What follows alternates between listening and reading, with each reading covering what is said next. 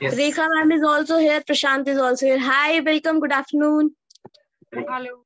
Good afternoon, everyone. Thank you so much for welcoming. So, shall we start?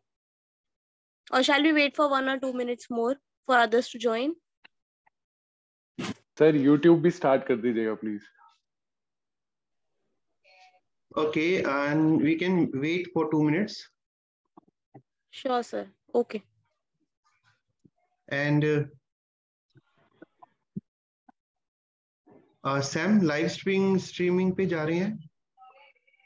Sir मैं check कर ले. और वो Google Chrome मतलब कैसे खोलना चाहते हो ये पूछ रहे हैं. Google Chrome? हाँ जी sir, enable custom live stream पे क्लिक करेंगे तो उसके बाद वो Chrome पे ले जाएगा. Got it. अब आ गया नोटिफिकेशन.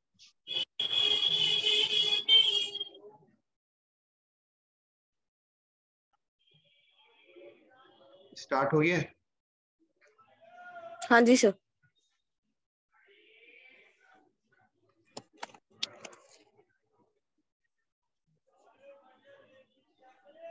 ठीक है, हम स्टार्ट कर सकते हैं.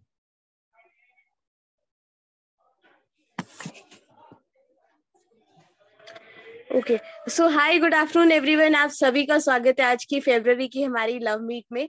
एंड जो आज का जो हमारा टॉपिक है फरवरी की लव मीट का, that is nutritional management and dietary challenges in patient with type 1 diabetes. Like being a type 1, so not being a type 1, I guess for everyone हमें एक पोर्शन साइज पता होना चाहिए कि हमें किस चीज को किस क्वांटिटी में खाना है सो दैट हम हेल्दी रहे. And with regards to type 1, so then also हमारी regular like physical activity के लिए कह लीजिए, हमारी physical growth के लिए भी कह लीजिए, even for like being like mentally healthy, so हमारी diet का एक बहुत बड़ा रोल रहता है हमारी health में. and उसी के discussion के लिए आज हम सब यहाँ पर मिले हैं. so मैं एक short introduction दे देती हूँ. like जो आज की हमारे speaker हैं, that is Miss Jasmine ma'am, जो कि senior dietitian है, nutritionist है. And then we have our panelist, Dr. Sumit Arora. She's consultant endocrinologist in Artemis Hospital. और हमारे आज दूसरे जो पैनलिस्ट है वो है मिस रेखा नेगी जी, जो कि सर्टिफाइड डायबिटीज एजुकेटर है. And she is the founder of Uday. And जो हमारे आज के टाइप 1 हीरो है, that is my dear friend mister Prashant Mani, जो कि चेन्नई से हमारे साथ जुड़े हुए हैं. And he is also type 1 diabetic, और साथ ही साथ वो भी सर्टिफाइड डायबिटीज एजुकेटर है. आज की जो मॉडरेटर्स है वो मैं हूँ Chhavi. I am also certified diabetes educator and senior volunteer at YDF. And मेरे साथ जो मेरी को मॉडरेटर है वो है miss Rachna Gulati ji. And she is like very dear friend of mine, and she's also volunteer at YDF, senior volunteer.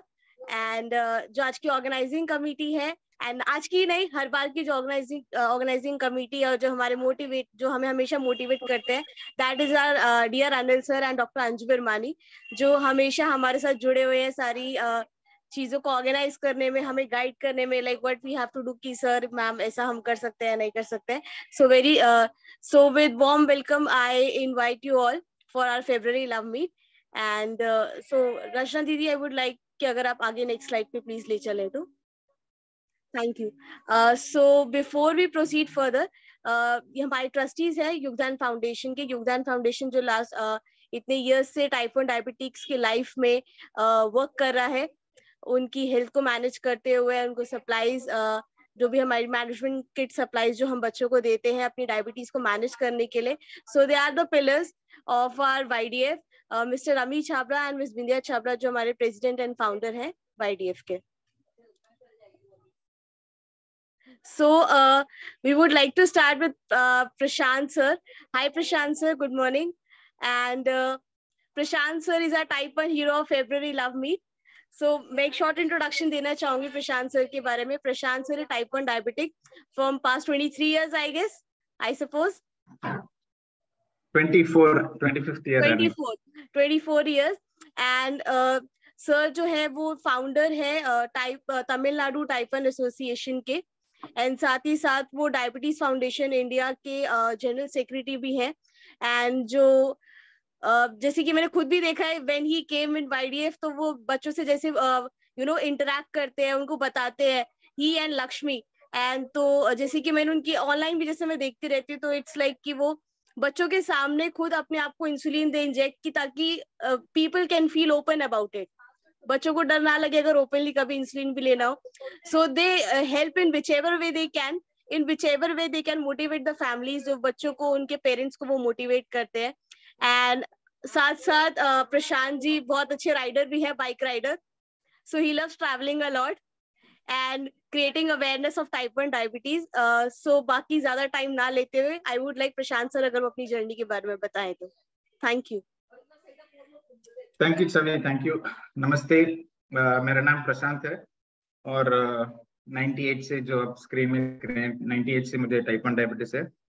और पहले तो मुझे टाइप 1 डायबिटीज आने से पहले जैसे हम सभी को होता है कि थोड़ा नेगेटिव फील कर रहे हैं और थोड़ा मोटिवेशन नहीं है, और मैनेजमेंट भी हमको पूरी तरह का मैनेजमेंट का जानकारी नहीं है।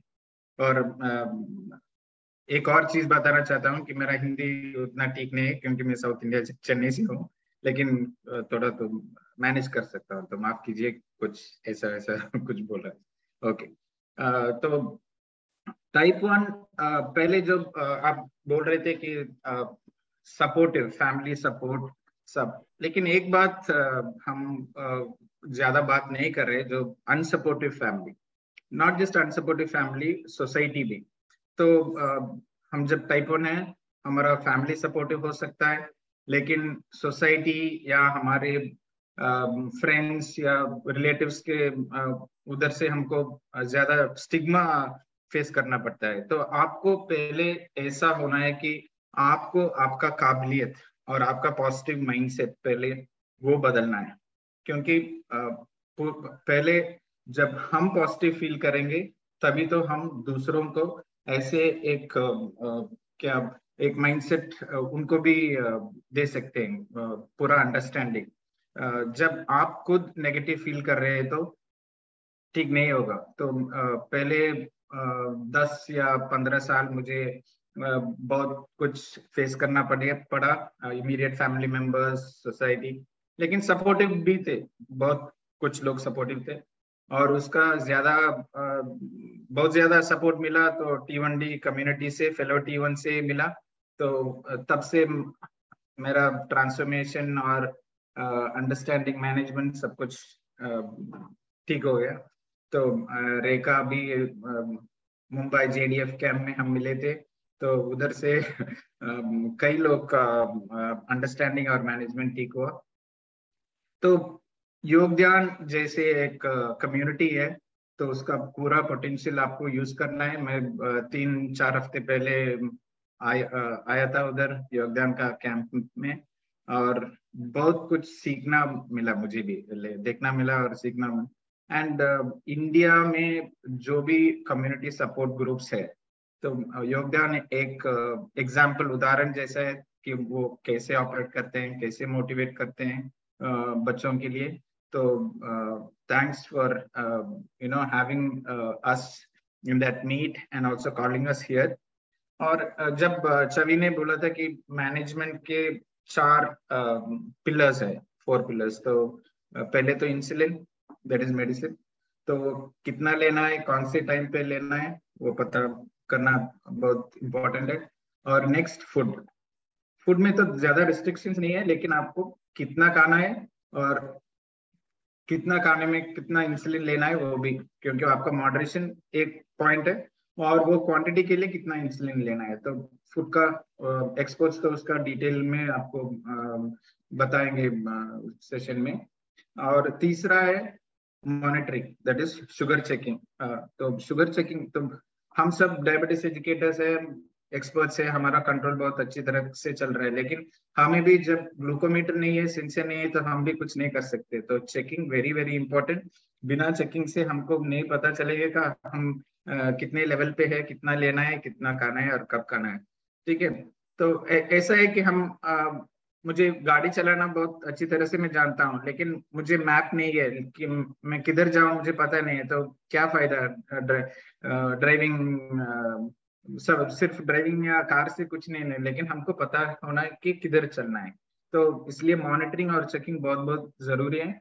हाँ, कुछ बच्चों के लिए चेकिंग तो बड़ी मुश्किल की बात है, लेकिन उनको बताना है कि बिना चेकिंग आपका शुगर लेवल और जिंदगी कैसा होगा, और विथ चेकिंग आप कुछ भी कर सकते हो, कि आपको कोई प्रॉब्लम नहीं होगा, कॉम्प्लिकेशन नहीं होगा फ्यूचर में।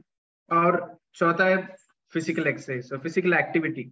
सो एक्सरसाइज के बदले में फिजिकल एक्टिविटी बोलना चाहता हूँ, क्योंकि आपको क्या एक्टिविटी पसंद है आप वो कर सकते हैं।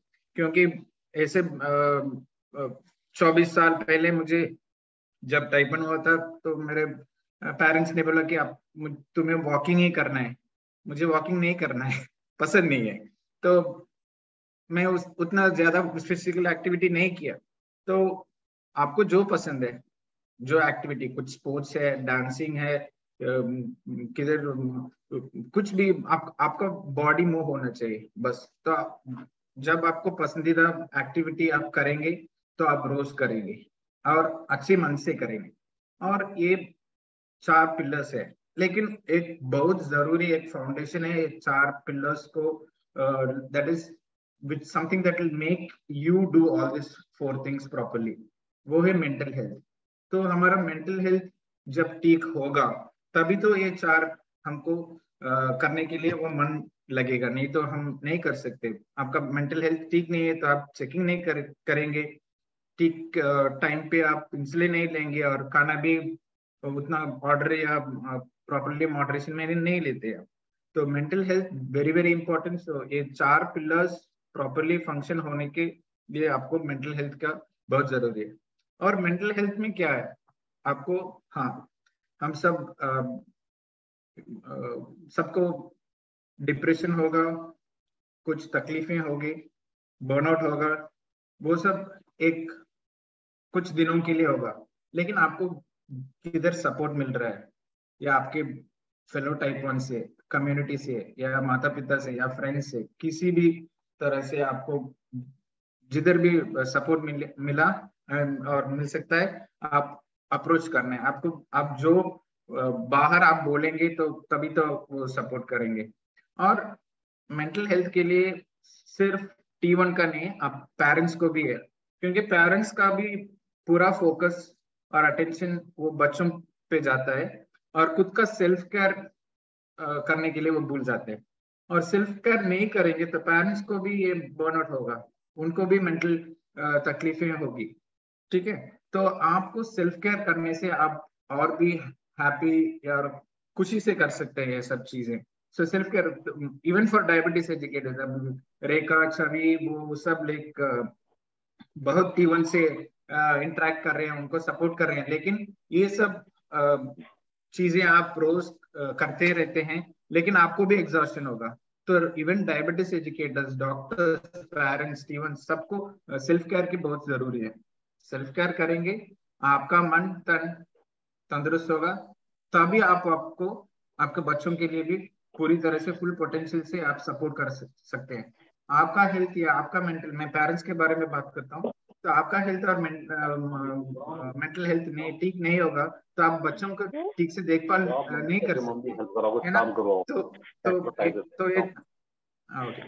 ये तो बहुत इंपॉर्टेंट है मेंटल हेल्थ के लिए। और मेंटल हेल्थ के लिए आप ज्यादा दबाव भी नहीं डालना है, क्योंकि आपको जो क्योंकि कुछ बच्चे तो ऐसे कर सकते हैं कि वो करते हैं कि मुझे चेक नहीं करना है, पेरेंट्स के साथ ज्यादा कोऑपरेट नहीं कर सकते करते हैं, क्योंकि ज्यादा दबाव होने से उसको क्या होता है, वो रेबेलियस एटीट्यूड आ जाता है। तो आपको ज्यादा दबाव के बिना थोड़ा बैलेंस होना है। और इवन चिल्ड्रेन, तो बच्चों में ऐसे क्या कर सकते हैं कि आप थोड़ा आपका सेल्फ मैनेजमेंट, तो आप खुद सेल्फ चेक कर लीजिए, और सेल्फ इंजेक्शन कितना भी आपका पूरा T1 मैनेजमेंट आप सेल्फ करेंगे तो पेरेंट्स के ज्यादा मैनेज दबाव भी नहीं होगा आपको। नहीं तो पेरेंट्स भी बोलते रहते हैं क्योंकि आपका कंट्रोल ठीक नहीं है। तो it is a balance of self management, and diabetes educators and parents and kids, T1 is something that should be self management.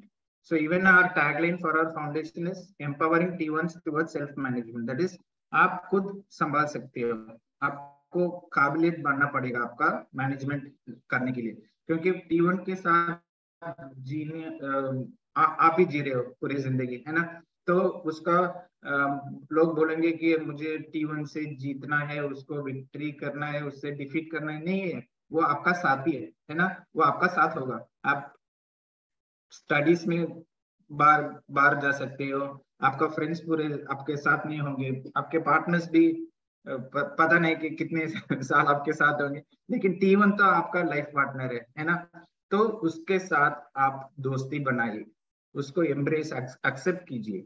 And अभी तो वैलेंटाइन से, आपको वैलेंटाइन का जो भी वैलेंटाइन मिले या ना मिले, T1 के साथ, not just living with T1, I think you should love your T1 condition. So आपको T1 से आप पहले make peace with T1, love T1, and your perception, आपका वो जो भी नेगेटिव माइंडसेट है T1 के बारे में पॉजिटिव में बदलेगा।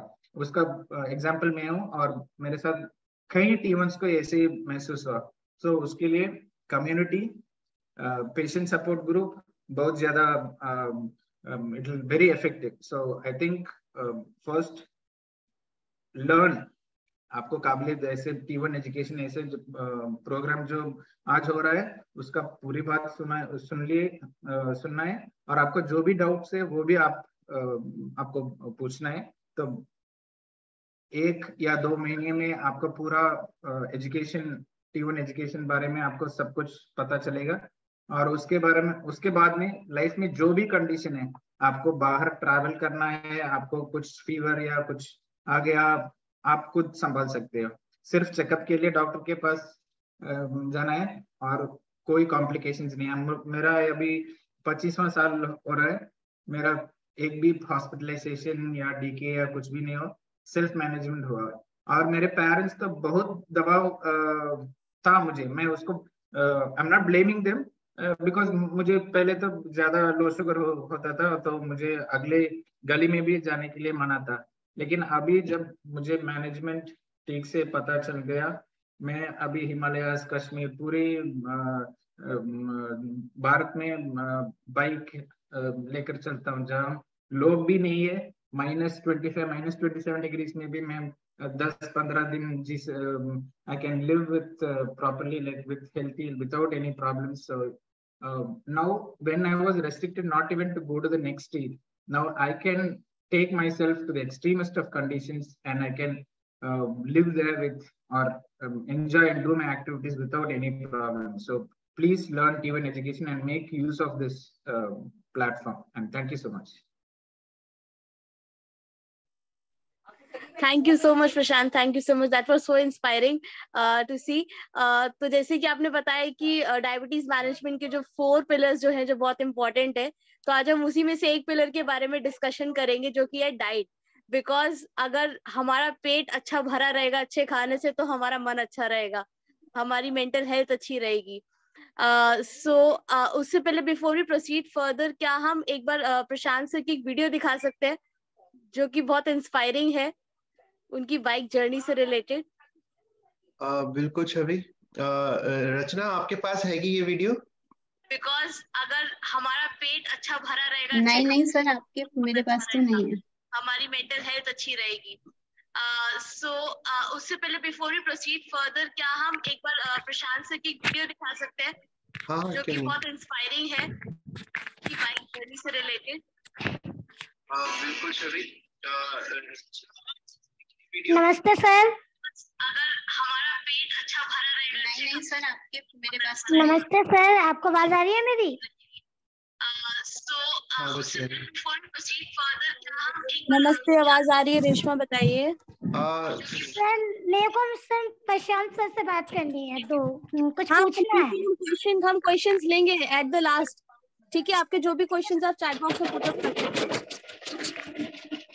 ओके, मुझे सब कुछ क्वेश्चन पूछने थे उनसे, मैं थोड़ा लेट हो गई। नो प्रॉब्लम, आप लास्ट में अभी जब क्वेश्चन आंसर राउंड होगा आप पूछ सकते हैं, ठीक है? आप इधर Okay, चैट ma'am. बॉक्स में लिख सकते हैं अपना question. Okay.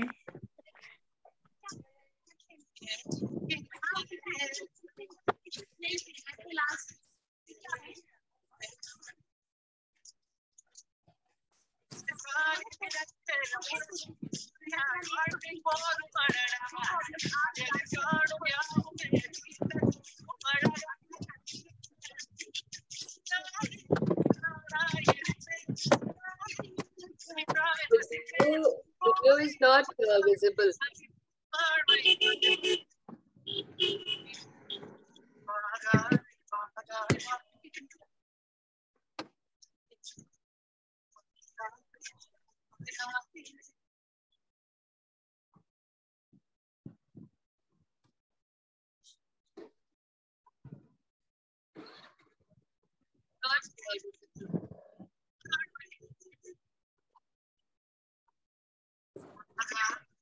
Okay, Chhavi I think हमारी रिपीट हो रही है आवाज या वॉइस, कुछ ऐसा है? आई डोंट नो सर, मेरे एंड से कोई प्रॉब्लम नहीं है ऐसा। I think But your YouTube video is not visible. I think we can. YouTube video visible नहीं हो रही थी आपको?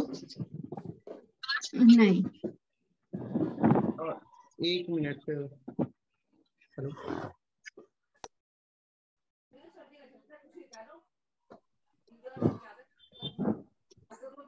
हम एक बार ये लास्ट में दोबारा वीडियो दिखा दें, can we do that? Yeah, for now we can skip that. We can move to next. ठीक है, so we can proceed further. हम आगे चलते हैं, हम लोग लास्ट में एक बार वीडियो और दिखा देंगे।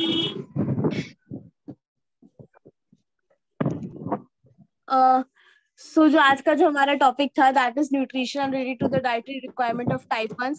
सो I would like to welcome speaker of today's February meetup, love meetup, that is Miss Jasmine Kaur Ahuja ma'am. Welcome ma'am.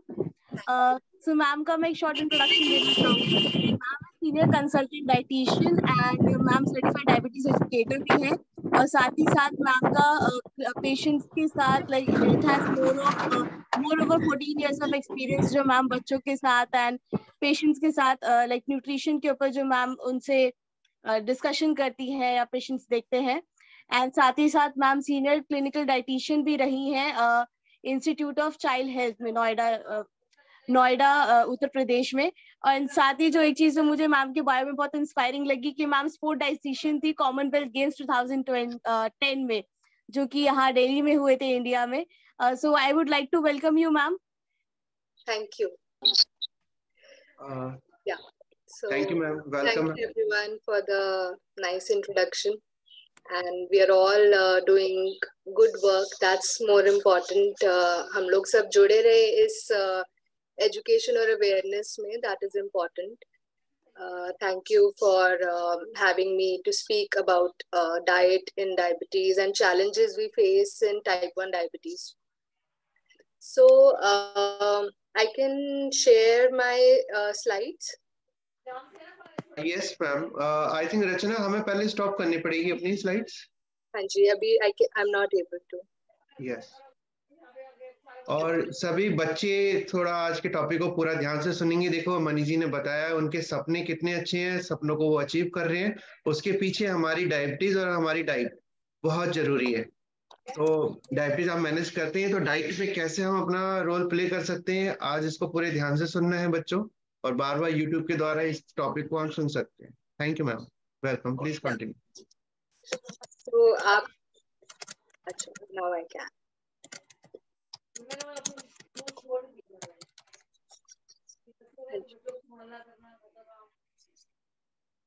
So my screen is visible now. Yes ma'am. Yes, ma'am, it is visible. Yeah.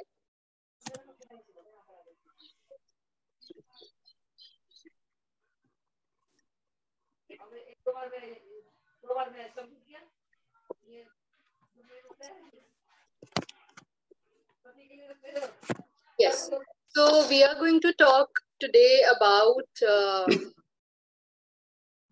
nutritional management and dietary challenges जो हमें type 1 diabetes में काम आए, और हम basics के बारे में बात करेंगे ज्यादातर चीजों में कि जब हमारी डायबिटीज कंट्रोल बहुत मुश्किल हो जाता है, बहुत सारी चीजें, एनवायरनमेंट, डिजीज, बहुत तरह की डाइट, बहुत सारी अवेयरनेस भी जब हमें हो जाती है कि फ्लेक्सिबिलिटी में हम इतना ज्यादा चले जाते हैं कि हम बेसिक्स को भूल जाते हैं और वहीं पे कुछ गलतियां होने लग जाती हैं. सो वी कैन रिवाइज और कुछ थंब रूल्स हम समझेंगे जो जो चैलेंजेस आप लोगों को फील होते हैं एंड हम उन चैलेंजेस को कैसे डील कर सकते हैं. सो स्टार्टिंग विथ सबसे पहले हम ये समझे कि न्यूट्रिशन है क्या.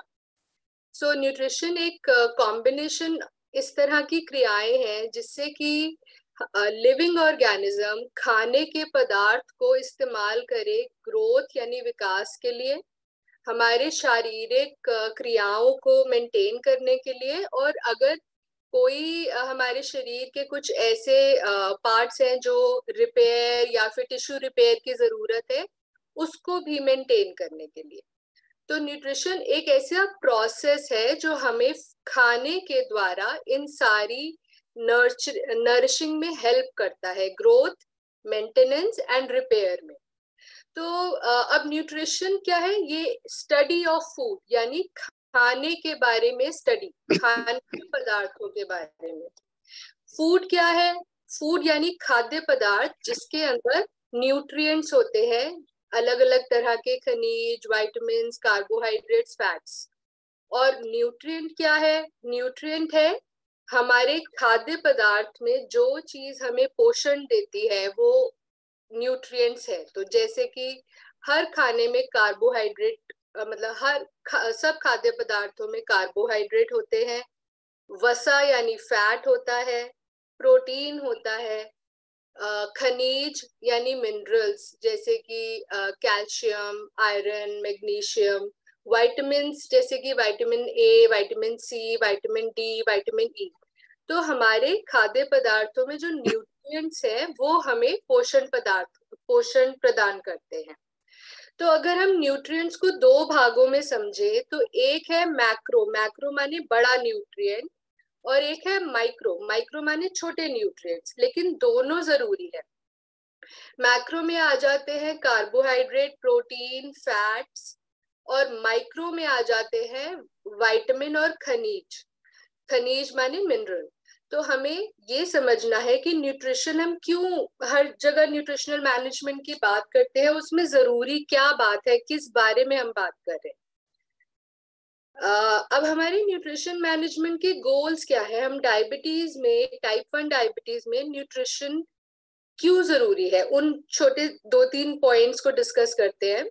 कि हम ये चाहते हैं हमारे टाइप 1 डायबिटीज के बच्चों में, एडल्ट्स में, एडोलेसेंट्स में उनकी ग्रोथ नॉर्मल हो और उनको हम ज्यादा मोटापे से, ओबेसिटी से बचा पाए. तो यानी कि अंडरवेट भी ना हो वो बच्चे, ग्रोथ नॉर्मल हो, विकास, और ओबेसिटी से बचाएं. दूसरा है कि हमें खाने, जो हम खाना खाते हैं और खाने में जो कार्बोहाइड्रेट है उसको हमें इंसुलिन के एक्शन से मैच करना है. तो जितना इंसुलिन के एक्शन से खाना मैच होगा आपका शुगर कंट्रोल उतना बेटर आएगा. उसके बारे में हम थोड़ा सा आगे और भी देखेंगे, लेकिन हमें बेसिकली कोशिश ये करना है कि हम मीट की टाइमिंग्स और मीट की क्वांटिटीज को ऐसे प्लान करें कि जो हमारे इंसुलिन रेजिमेन से मैच करे. हमें ये इंश्योर करना है कि हमारे टाइप 1 डायबिटीज के बच्चों में, एडल्ट्स में कॉम्प्लिकेशंस का रिस्क कम से कम हो. तो हमें हेल्दी ईटिंग की तरफ ध्यान देना है. जनरली सभी के लिए हेल्दी ईटिंग इज इम्पोर्टेंट, क्योंकि आजकल हमारा सेडेंट्री लाइफस्टाइल है, बहुत ज्यादा भाग दौड़ नहीं है जैसे पुराने जमाने में लोगों का वैसे ही इतना ज्यादा एक्टिविटी पैटर्न होता था. अभी वो ना होने के कारण हमारे को हार्ट डिजीज और ब्लड प्रेशर, मोटापा, ये सारी चीजें होने का रिस्क ज्यादा होता है. तो हमें कॉम्प्लिकेशन से बचाने के लिए हेल्दी ईटिंग पे फोकस करना है, like any other children also, but type 1 diabetes में भी हमें ज्यादा ध्यान रखना है. हाइपोग्लाइसीमिया को कैसे प्रिवेंट किया जाए, दैट इज इम्पोर्टेंट. उसको भी हम डाइट के द्वारा नियंत्रण में रख सकते हैं कि शुगर बार बार लो ना हो, फ्लक्चुएशंस ना हो। हम कैसे खाना खाएं कि हमारे इंसुलिन की वजह से शुगर्स बार बार लो ना जाएं।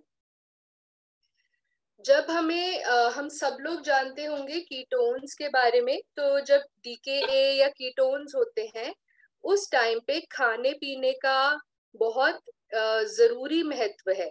तो अगर ड्यूरिंग कीटोन्स आप खाना बंद ना करें, आपको ये बताना कि उस टाइम क्या खाना चाहिए ताकि आपको डिहाइड्रेशन ना हो, क्या कितना खाना चाहिए कि आप कितनी इंसुलिन लगाएं। तो ये भी हमारा न्यूट्रिशन मैनेजमेंट का एक गोल है कि ड्यूरिंग कीटोन्स आपको खाने का पैटर्न कैसे रखना है।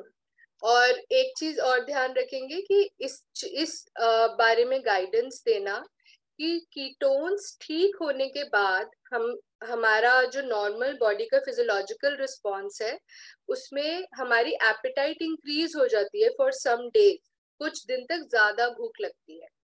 तो हमें ये ध्यान रखना है कि जब तक डीके से के होने से पहले वाला वजन, जो हमारे को बीमार कीटोन्स होने से पहले जो हमारा वजन था, जब तक वो अचीव ना हो जाए तब तक डाइट को थोड़ा एडजस्ट करने की जरूरत होती है, क्योंकि उस टाइम पे बच्चे को भूख भी ज्यादा लगती है। वो एक कैचअप ग्रोथ टाइम होता है जिस टाइम पे जो वजन बीमारी के दौरान गिरा है उसको कैचअप करना होता है।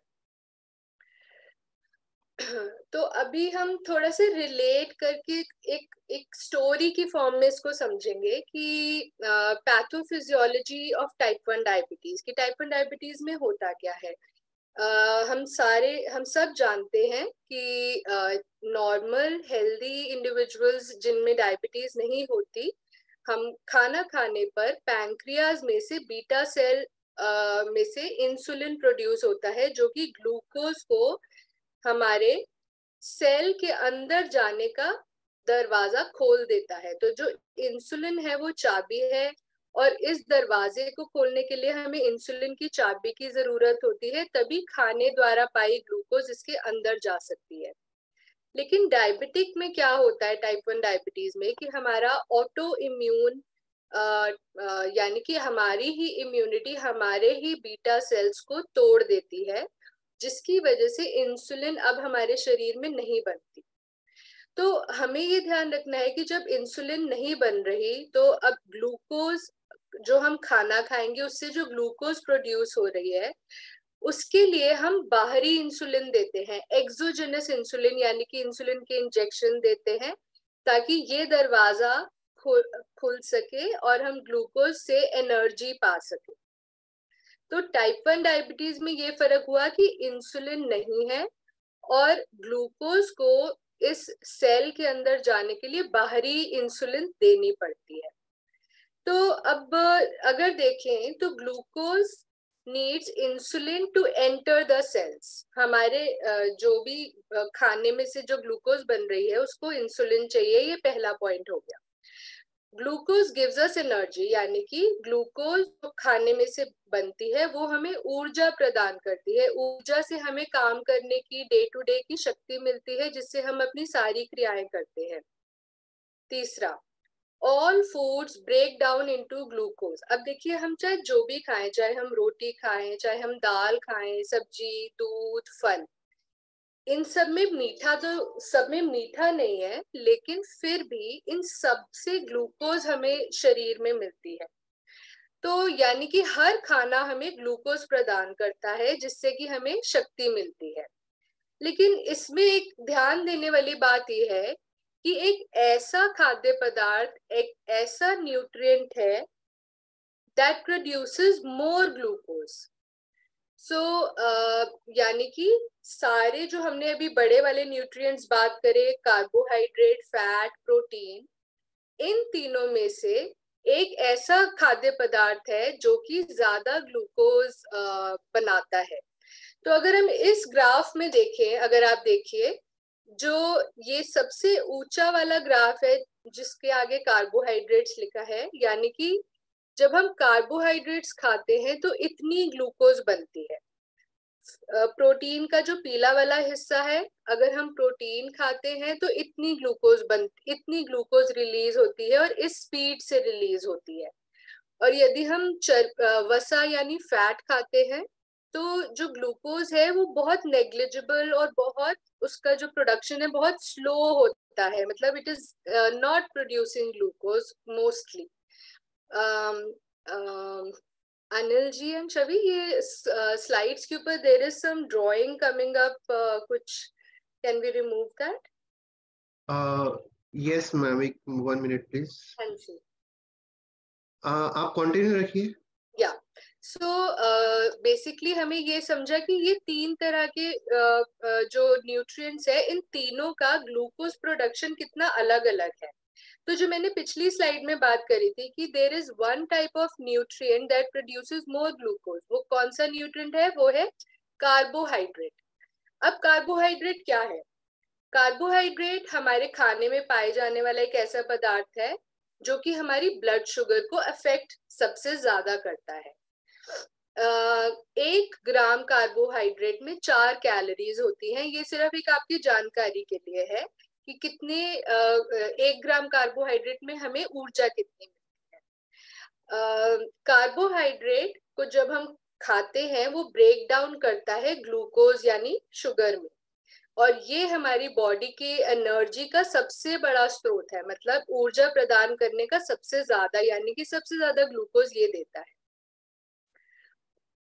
फर्दर अगर हम इस स्लाइड में देखें, मैं आपसे ये सवाल पूछती हूँ, विच फूड्स हैव कार्बोहाइड्रेट्स? अगर आप लोग चाहें तो चैट में लिख सकते हैं कि इनमें से कौन से खाद्य पदार्थ में कार्बोहाइड्रेट्स हैं।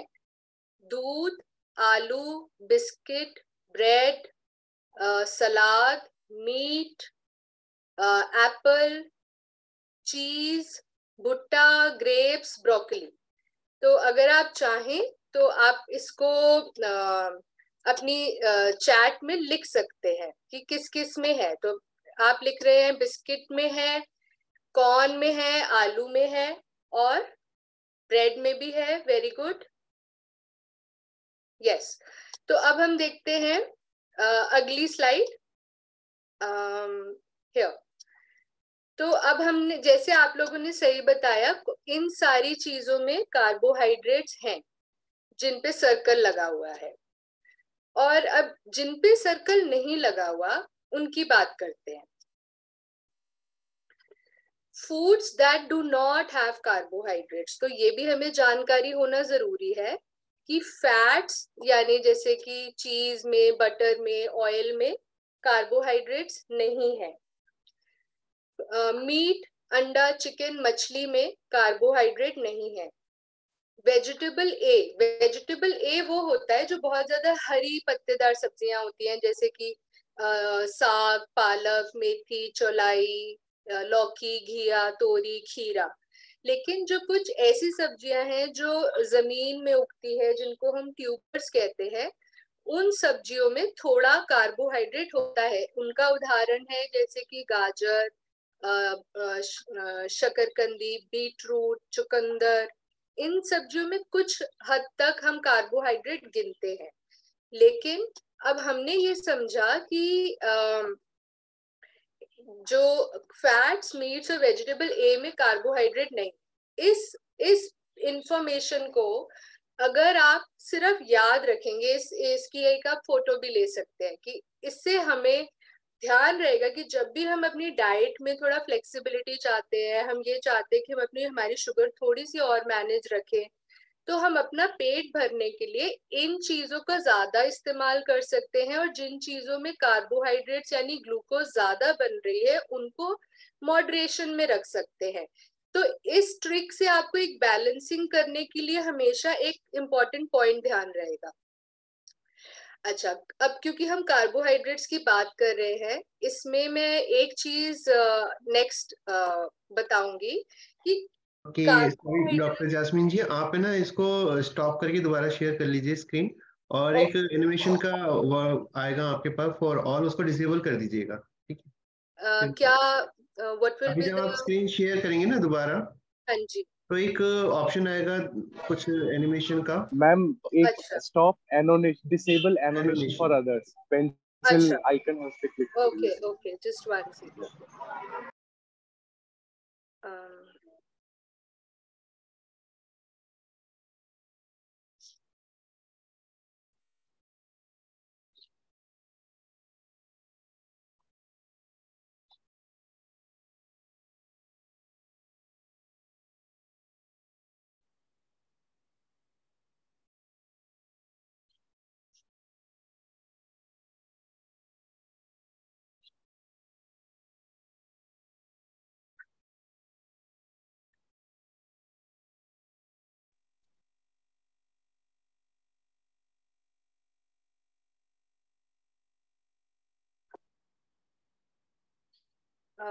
now I'm not able to share the screen.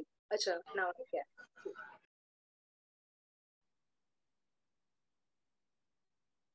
Share sound.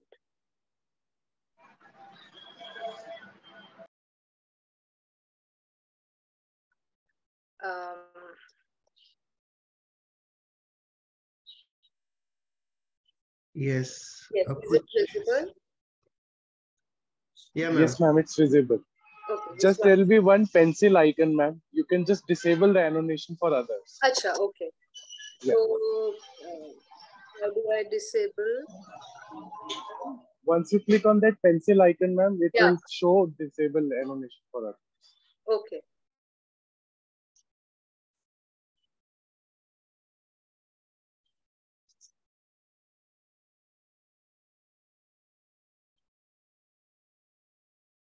इसमें डिसेबल का ऑप्शन नहीं आ रहा है, but I think it is showing form. I think it's okay. Maybe yes, ma'am. We can just start again. हाँ जी, आप continue कर सकते हैं. So I'll just put it on slideshow. Yeah, my slide is visible. Yes, ma'am. Okay. So carbohydrate कैसा है? क्या ये मैटर करता है कि कॉम्प्लेक्स कार्बोहाइड्रेट है, सिंपल कार्बोहाइड्रेट है? सारे कार्बोहाइड्रेट्स ग्लूकोज बनाते हैं, लेकिन एक ऐसा कार्बोहाइड्रेट है जो कि जिसका नाम है फाइबर. आप लोगों ने सुना होगा कि सब डाइटिशियंस, डॉक्टर्स फाइबर के बारे में बहुत एम्फसाइज करते हैं कि हमें फाइबर खाना चाहिए, क्योंकि फाइबर एक ऐसा कार्बोहाइड्रेट है जो कि ग्लूकोज नहीं बनाता, इनफैक्ट ग्लूकोज के प्रोडक्शन को और डिले कर देता है. तो बिल्कुल कार्बोहाइड्रेट कैसा है वो मैटर करता है. दूसरी चीज जो कार्बोहाइड्रेट में जरूरी है और हमें इन टर्म्स के बारे में पता होना चाहिए, वो है ग्लाइसेमिक इंडेक्स. ग्लाइसेमिक इंडेक्स का मतलब है कि कोई एक खाना खाने के बाद हमारे शरीर में ग्लूकोज उन 2 घंटे में कितना राइज करेगी, उसको हम कहते हैं glycemic index. The magnitude of blood sugar rise for the first 2 hours. तो low glycemic index foods और high glycemic index foods दो तरह के होते हैं. तो हमें कोशिश ये करनी चाहिए कि low glycemic index foods खाने चाहिए. जैसे कि low glycemic index foods हो गए, अगर आप रोटी खा रहे हैं या ओट्स खा रहे हैं, उसका ग्लाइसेमिक इंडेक्स स्लो होगा, 2 घंटे में उसका जो रिलीज है वो कम होगा एज कंपेयर टू ब्रेड या आलू. ब्रेड, आलू, मैंगो, इनका ग्लाइसेमिक इंडेक्स ज्यादा है. तो आई जस्ट वांट टू से कि आज की प्रेजेंटेशन में मैं कार्बोहाइड्रेट्स के डिटेल में नहीं जा सकती, कार्बोहाइड्रेट काउंटिंग की डिटेल में नहीं जा सकती, क्योंकि वो अपने आप में एक बहुत बड़ा टॉपिक है जिसको हमें अलग से लेना चाहिए. बट आपको इन टर्म्स के बारे में थोड़ा सा जानकारी दे रही. कार्बोहाइड्रेट काउंटिंग आपने सुना होगा, बहुत से बच्चों ने सुना होगा, शायद कभी इस बारे में सेशन नहीं हुआ होगा. हमें बस ये समझना है कार्बोहाइड्रेट यानी हमको अपने कार्बोहाइड्रेट्स को गिनना जरूरी है. उसका लॉजिक मैंने आपको समझाया क्यों, क्योंकि कार्बोहाइड्रेट से सबसे ज्यादा ग्लूकोज बनती है. तो 2 लेवल ऑफ कार्बोहाइड्रेट काउंटिंग होती है. एक कि हम बस एक सेट कर दे डाइट प्लान में कि ये बच्चा नाश्ते में इतना अनाज खाएगा, लंच में इतना अनाज खाएगा, डिनर में इतना अनाज खाएगा या कार्बोहाइड्रेट इतना खाएगा, और उसको मील को कंसिस्टेंटली फॉलो करें. तो उससे हमें ये पता चल गया कि हमने बेसिक काउंट बच्चे को दे दिया, पेरेंट को बता दिया कि आप इनको इतने अनाज के सर्विंग इस टाइम पे दें, इस टाइम पे दें, ताकि शुगर का कंट्रोल एक नॉर्मल, एक ऑप्टिमम कंट्रोल आए। दूसरा है advanced carbohydrate counting. So advance में बहुत सारे फॉर्मूलाज हैं, हमारे पास बहुत तरह की लिस्ट है जो कि हमें ये बताता है कि हर खाद्य पदार्थ में कितना कार्बोहाइड्रेट है, या फिर दालों में कितना कार्बोहाइड्रेट है, रोटी में कितना कार्बोहाइड्रेट है, एक सर्विंग में कितना कार्बोहाइड्रेट है। So we can take a topic like this in the next maybe some presentations, but ये इसके बारे में एक introduction होना जरूरी है. Now we leave the carbohydrate counting here. अब हम आ जाते हैं वापस से अपने न्यूट्रिशन के गोल्स और न्यूट्रिशन की मैनेजमेंट पे। तो अगर आप देखें कि हमारे को न्यूट्रिशन असेसमेंट करना जरूरी है। मैं एक डाइटिशियन हूँ, मुझे कैसे पता चलेगा कि बच्चे की मेरे पेशेंट की हेल्थ कैसी है? तो उसके लिए मेरे पास एक असेसमेंट का तरीका है जिसको हम कहते हैं ABCD। So as we start, A का मतलब है एंथ्रोपोमेट्रिक डेटा। एंथ्रोपोमेट्रिक डेटा का एक सिंपल मतलब अभी हम नेक्स्ट स्लाइड में सीखेंगे। मतलब हमें हाइट, वेट, बच्चे का हेड सर्कमफ्रेंस, बच्चे का mid upper arm circumference, BMI, ये सब पता होने को हम एंथ्रोपोमेट्री, क्योंकि उससे हमें पता चलता है कि बच्चे का ओवरऑल ग्रोथ का क्या स्टेटस है। दूसरा biochemical parameters. Biochemical parameters is a very simple thing कि जो भी हम बच्चों के पेशेंट्स के ब्लड रिपोर्ट्स देखते हैं उसको हम बायोकेमिकल पैरामीटर्स कहते हैं, जैसे हीमोग्लोबिन, CBC और LFT, liver function, kidney function, vitamin D, vitamin B12, इन सब की रिपोर्ट्स को हमें देख के पता चलता है कि आपके अंदर किसी भी खाद्य पदार्थ का डेफिशिएंसी है या एक्सेस है। तीसरा क्लिनिकल या फिजिकल असेसमेंट। अब क्लिनिकल असेसमेंट का मतलब है कि मैं सिर्फ आंखों से देख के बता सकती हूँ कि इस बच्चे में क्या कमी है या क्या परेशानी है। सिम्टम्स होते हैं, वो भी मैं अभी आपको आगे से थोड़ा सा ब्रीफली बताऊंगी। और D का मतलब है डाइटरी हिस्ट्री, 24 घंटे का रिकॉल, जो कि हम जब भी आप लोग ने जब भी किसी डाइटिशियन को विजिट करा होगा, यू मस्ट बी रिमेम्बरिंग कि हम लोग पूछते हैं कि आपने बच्चे को 24 घंटे में क्या क्या खिलाते हैं, एक बार हमें बताइए। हम आपसे पूछते हैं कि आप बच्चे को स्कूल में क्या खिलाते हैं, हम पूछते हैं कि आप बच्चे को छुट्टी वाले दिन क्या खिलाते हैं। तो this is called 24-hour recall. Now हम पहले टूल के बारे में थोड़ी सी बात करेंगे जिसका नाम है एंथ्रोपोमेट्री, यानी कि मापना। एंथ्रोपोमेट्री हमें बॉडी का वेट, हाइट, प्रोपोर्शन पता चलता है, और हम उसको कैसे पता चलता है कि एक हम स्टैंडर्ड पॉपुलेशन से उसको कंपेयर करते हैं और हमें पता चलता है कि ये बच्चा एक स्टैंडर्ड पॉपुलेशन के हाइट, वेट के हिसाब से इसकी ग्रोथ ठीक है कि नहीं। तो विकास यानी growth is the best indicator of diet and calorie sufficiency. मतलब अगर मैं बच्चे को सही डाइट दे रही हूँ तो उसकी ग्रोथ सही होगी। तो मेरे पास अपनी डाइट को इवैल्यूएट करने का एक बहुत बढ़िया तरीका है बच्चे की ग्रोथ चेक करना। हम ग्रोथ को कैसे चेक कर सकते हैं? वजन नाप कर, हाइट चेक करके, हम बच्चे का बाजू का नाप लेते हैं जिसको कहते हैं मिड अपर आर्म सर्कमफ्रेंस, जैसे आप इसमें देख रहे हैं ये वाली पिक्चर में। ये वाली जो मिड अपर आर्म सर्कमफ्रेंस से हमको मैल न्यूट्रिशन के बारे में पता चलता है। जो बच्चों को कुपोषण होता है उनका ये वाला सर्कमफ्रेंस बहुत पुअर होता है, बहुत कम होता है। और बॉडी मास इंडेक्स के बारे में, जो हम एडल्ट्स में 5 इयर्स से ऊपर के बच्चों में हम body mass index for age use करते हैं। And growth charts is also indicator of is a tool of anthropometry. इसमें अलग अलग तरह के चार्ट्स होते हैं। तो मैं अब नेक्स्ट स्लाइड में आपको सिर्फ वो चार्ट्स की एक शक्ल दिखा रही हूँ। आपने वो देखे होंगे जब भी आप डॉक्टर्स के पास जाते हैं, डायबिटीज एजुकेटर्स के पास जाते हैं। तो अगर आप देखिए, ये एक पिंक जो चार्ट होता है वो गर्ल्स का होता है और ब्लू चार्ट बॉयज का होता है। अब इसमें यहाँ पे है हाइट, Y एक्सिस पे हाइट एंड X एक्सिस पे है एज। तो हम इसमें ये देखते हैं कि बच्चे की एज के मुताबिक उसकी हाइट 20 किलो है या 30 किलो है या 10 किलो है, और ये जो ग्राफ दिए हुए हैं यहाँ से पता चलता है कि वो बच्चा ओवरवेट है, अंडरवेट है या नॉर्मल ग्रोथ में जा रहा है। जो बच्चे इस लाइन के मुताबिक चल रहे होते हैं, जिसका नाम है 50 सेंटाइल 50th, वो नॉर्मल कहा जाता है।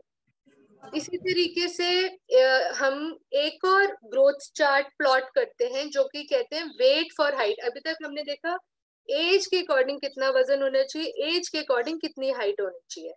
अब हम एक और चार्ट में देख सकते हैं कि वेट हाइट के अकॉर्डिंग कितना वेट होना चाहिए। तो ये वाला जो चार्ट है ये हमें कुपोषण की मात्रा बताता है। ये बच्चों में करना बहुत जरूरी होता है। अगर बच्चे थोड़ा वेस्टिंग है, स्टंटिंग है, तो उसमें हमें ये करना जरूरी है। जो बच्चे 5 साल से बड़े हैं, आप ये देख रहे हैं 5 to 18 ईयर्स, तो इसमें हम देखते हैं 5 to 18 ईयर्स के बच्चों में कि हमको ये देखना है कि बच्चों में ओवरवेट या ओबेसिटी तो नहीं हो रही है। तो अगर हम उनका बॉडी मास इंडेक्स निकाल कर इस पे प्लॉट करेंगे तो हमें पता चलेगा कि बच्चा मोटापे में है या लोअर अंडरवेट में है। अच्छा, अगर आप ये देखें, इसमें दिखाया गया है कि यहाँ पे तो ग्रोथ ऐसे ऊपर की तरफ जा रही है, यहाँ पे ग्रोथ ऊपर की तरफ जा रही है, लेकिन यहाँ पे ग्रोथ ऐसे रुक गई, ऐसे फ्लैट हो गई। जैसे मैंने ये इसको सर्कल करा है, यहाँ पे ग्रोथ फ्लैट हो गई। तो इसका क्या मतलब है?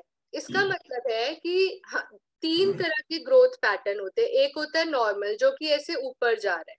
एक होता है ग्रोथ फेलियर। ग्रोथ फेलियर में क्या होगा कि ये जो ऐसे फ्लैट, किसी का वो म्यूट कर लीजिए, somebody has unmuted, या सो जो ग्रोथ फेलियर में क्या होगा कि ये जो पॉइंट्स हैं वो ऐसे फ्लैट होने के बजाय नीचे की तरफ आने लग जाएंगे, यानी कि ग्राफ ऊपर जाने के बजाय नीचे आएगा। और अरेस्टेड यानी ग्रोथ बढ़ नहीं रही है, सेम हो गई है काफी दिन से, 6 महीने से, 3 महीने से बच्चे की ग्रोथ सेम है, यानी कि ग्रोथ अरेस्ट हो जाना। तो यानी कि कुछ कमी है डाइट में या फिर बच्चे के शरीर में कोई लॉसेस हो रहे हैं, कुछ प्रॉब्लम है जो हमको सारी टीम को मिलके समझना है। तो ग्रोथ चार्ट से हमें ये पता चलता है। अब हम बाकी ABCD के B पर आ जाते हैं। B में मैंने आपको बताया haemoglobin, HbA1c, lipid profile, coeliac का टेस्ट कर सकते हैं, विटामिन B12। C का मतलब है जो हम बच्चों को देख कर बताएं कि उनको क्या परेशानी है। जैसे कुछ बच्चों को बहुत ज्यादा ड्राइनेस या उनके चेहरा पीला पड़ना, आंखों में स्पॉट होना, नेल्स पे ऐसे लाइंस होना, बच्चों की जीभ पर कुछ जैसे छाले या उस तरह की चीजें, जैसे कुछ पिक्चर्स में दिखाया गया है कि हम सिर्फ देख के ही बता सकते हैं कि ये इसको क्या परेशानी है और इस बच्चे को क्या परेशानी हो सकती है। आंखों में इस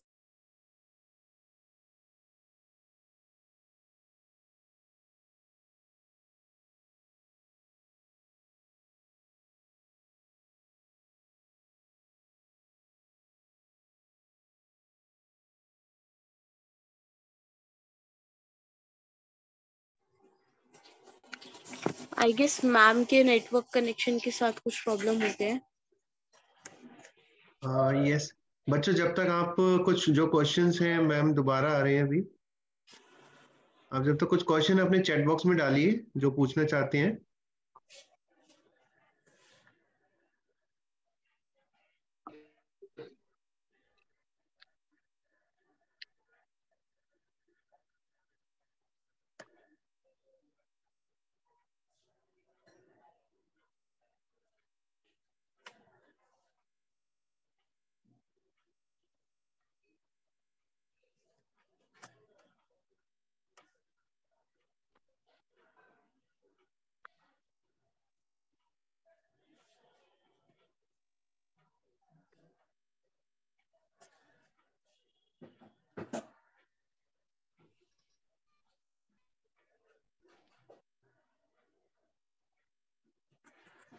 Ma'am, yeah, you can start again your slides. Yeah, and you are on mute. You are mute, ma'am. Please unmute.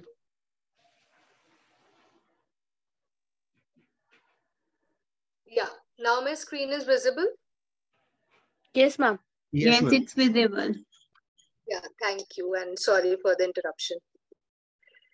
All right. So D पे हम बात कर रहे थे कि D is diet history and अब हम diet history के बारे में थोड़ा सा बात करेंगे कि हमें diet history से क्या क्या पता चलता है. So अब आप जब आप एक डाइटिशियन और एक डायबिटीज एजुकेटर के पास जाते हैं तो आपको वहां पे क्या करना होता है, ठीक है. तो थोड़ा सा उसके बारे में समझते हैं. हम अपनी एक डाइट और फूड डायरी होती है, एक हमारे शुगर SMBG मतलब सेल्फ मॉनिटरिंग ब्लड ग्लूकोज का चार्ट ये होता है, एक हमारे ग्रोथ चार्ट होते हैं जो अभी मैंने आपको दिखाए, एक आपका ब्लड की रिपोर्ट्स होती है जो हम देख सकते हैं, और एक हम आपकी शरीर के साइन और सिम्टम देख सकते हैं. तो review any change in routine, हमारा काम है कि आपके बच्चों के पेशेंट्स के रूटीन में अगर कोई भी चेंज, कोई हॉलीडे, कोई वेकेशन, कोई कैंप, ऐसे कोई चेंजेस है तो आप हमसे डिस्कस करें ताकि हम उसके बारे में आपको गाइड कर सके. That is a part of a diet recall. Second, अब हमें जब हम आप हमें बताते हैं कि 24 घंटे में क्या क्या खाया, उसमें हमें पता चलता है कि आपके खाने में कार्बोहाइड्रेट की मात्रा कितनी है, प्रोटीन की मात्रा कितनी है, फैट और फाइबर की मात्रा कितनी है. फिर हम ये देखते हैं कि क्या जो आप खाना खा रहे हो उससे आपकी ग्रोथ नॉर्मल हो रही है, वो हमें ग्रोथ चार्ट से पता चल जाता है. Then change in height, weight and BMI. अब हमको ये भी देखना है, उस विजिट पे हम बच्चे का हाइट चेक करेंगे, वजन चेक करेंगे, बच्चे का body mass index for age, 5 साल से ऊपर के बच्चों में BMI फॉर एज चेक किया जाता है जिसको BMI परसेंटाइल कहते हैं. तो वो चेक करेंगे ताकि हमें पता चले कि कोई बच्चा ओवरवेट की तरफ तो नहीं हो रहा, कई बच्चे का वजन कम तो नहीं हो रहा, ऐसा तो नहीं है डाइट में कमी है, बच्चा अनाज कम खाने की वजह से या शुगर बहुत ज्यादा लो होने की वजह से उसकी ग्रोथ रुक रही है. एडोलेसेंस में हम ये देखते हैं कि बच्चों का प्यूबर्टल ग्रोथ स्पर्ट ठीक हो रहा है कि नहीं, और मेंस्ट्रुएशन, गर्ल्स में मेंस्ट्रुएशन ठीक हो रहा है, रेगुलर हो रहा है. कई गर्ल्स में मेंस्ट्रुएशन शुरू होने के बाद रुक जाता है, एमेनोरिया होने लग जाता है, इरेगुलर पीरियड्स होने लग जाते हैं. तो हमें ये सब चीजें भी न्यूट्रिशन के लिए जरूरी है जानना कि कहीं बच्चों को कोई डेफिशिएंसी या फिर इस तरीके की प्रॉब्लम्स तो नहीं हो रही. Academic, sports, school performance. अब ये भी पूछ सकते हैं कि जैसे आप अपने पेरेंट्स हमें बता सकते हैं कि हमारे स्कूल से कंप्लेंट आ रही है कि बच्चा ना आजकल बिल्कुल कंसंट्रेट नहीं कर पा रहा, बार बार सो जाता है या फिर उसको पढ़ाई में ध्यान नहीं लग रहा, घर पे भी पढ़ने बैठता है तो उसको फोकस नहीं किया जा रहा. तो ये छोटी छोटी चीजें आप हमें बता सकते हैं कि एकेडमिक्स में बच्चे को क्या प्रॉब्लम हो रही है. हमें क्या करना है, हमें आपके शुगर चार्ट्स देखकर, आपके डायरी देखकर हमें कुछ पैटर्न्स ढूंढने हैं. आपको कब कब हाइपोज, किस टाइम पे ज्यादा हाइपो होता है, हम वो डिस्कस कर सकते हैं.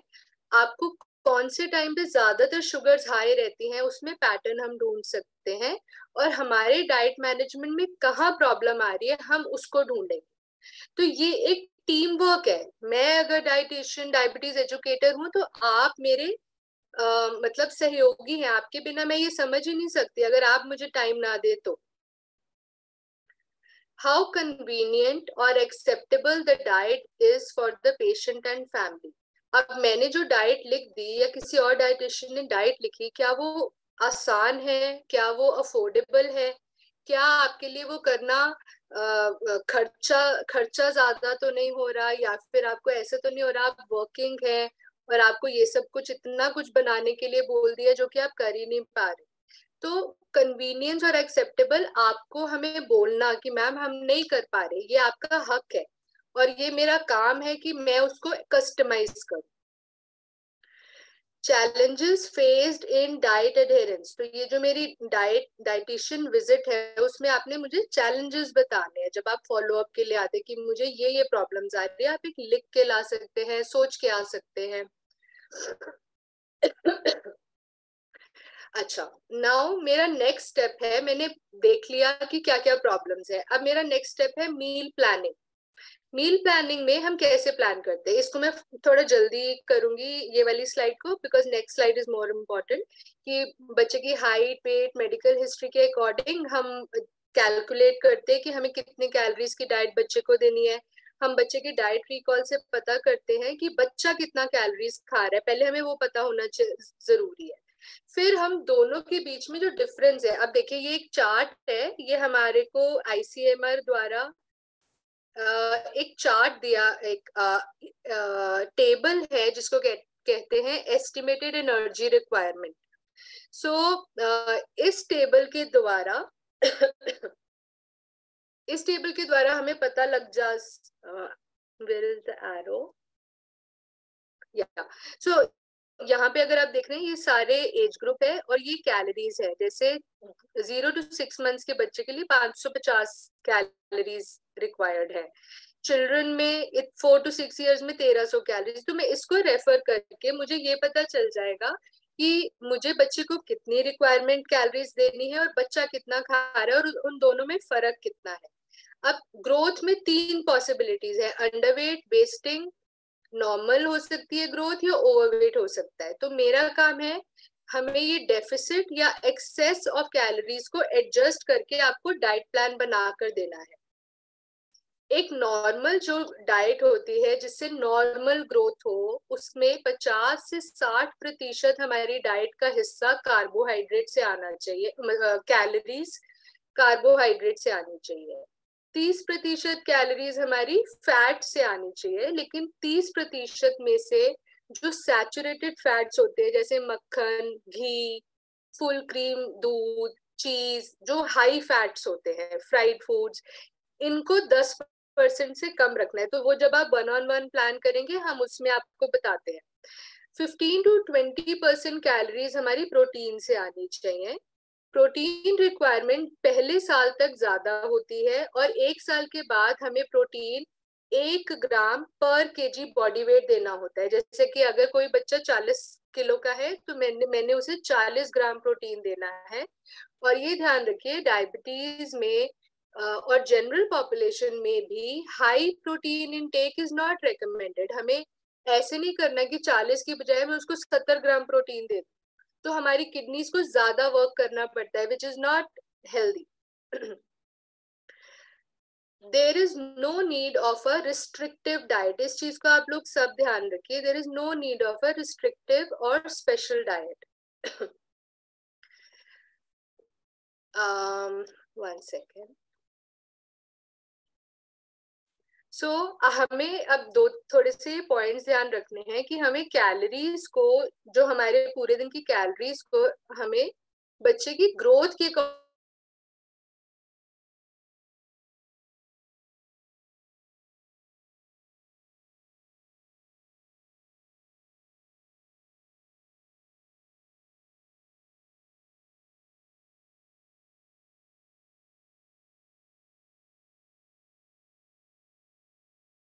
Okay, I think again having a net problem.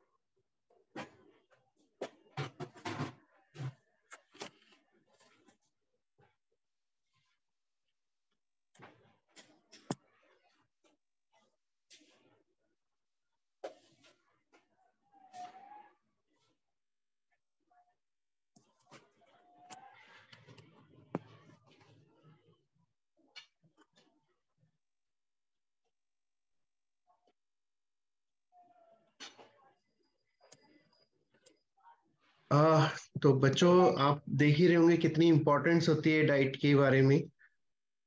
जब तक मैम कनेक्ट कर रहे हैं, दोबारा हम थोड़ा देख लेते हैं। तो सभी को अपनी अपनी डाइट के विषय में समझ भी आ रहा होगा कि हमें कहाँ कितना मैनेज करना चाहिए और किस तरीके से अपनी हर चीज पे ध्यान देना चाहिए। जैसे एबीसीडी का एक कंसेप्ट बताया, और डायबिटीज में भी सबको अपनी एबीसीडी मालूम है। एबीसीडी क्या होती है डायबिटीज के अंदर? टाइप 1 वालों को स्पेशल याद होनी चाहिए। ए से हमारा A1C ठीक रहना चाहिए, बी से हमारा ब्लड प्रेशर ठीक रहना चाहिए, और सी से हमारा कोलेस्ट्रॉल। ठीक है। और हमें अपनी फिजिकल एक्सरसाइज करते रहना चाहिए जिससे हमें विटामिन डी अच्छा तरीके से यूटिलाइज हो। तो आई थिंक अभी उनको टाइम लग रहा है। तो हम साथ साथ अपने पैनलिस्ट को भी ले लेते हैं। हमारे साथ रेखा नेगी जी हैं और डॉक्टर सुमित अरोड़ा जी भी हैं। तो डॉक्टर सुमित अरोड़ा मैम, आप हैंगे हमारे यहाँ? हाँ जी, hello hello, hello ma'am. Namaste. Namaste ma'am, thank you ma'am to join us, and thank you Negi ma'am, आपने ज्वाइन किया। तो एक्चुअली कुछ इंटरनेट की प्रॉब्लम आ रही है वहाँ पे बैकअप को लेकर के, तो हम इस टाइम का थोड़ा फायदा उठा लेते हैं। मैम, आए दिन आप देखते ही हैं डाइट से रिलेटेड कई केसेस हैं जो हम एक्चुअली इंसुलिन दे देते हैं स्ट्रिप्स के लिए, कह देते हैं कि शुगर 3-4 बार चेक करना चाहिए। कई बार उसके बाद भी बच्चा मैनेज नहीं कर पा रहा होता है, तो क्या इसमें कहीं ना कहीं डाइट का रोल रहता है क्या मैम? डाइट का तो बहुत बड़ा रोल रहता है। Diet and diabetes go hand in hand. Without understanding diet की हमारी डाइट कैसे रोल प्ले कर रही है, जैसे जैस्मिन मैम ने इतने अच्छे से समझाया, we won't be able to manage our diabetes at all. क्योंकि जो हमारे इंसुलिन जो जैसे वर्क करते हैं, जैसे उन्होंने बताया, we have to sync it.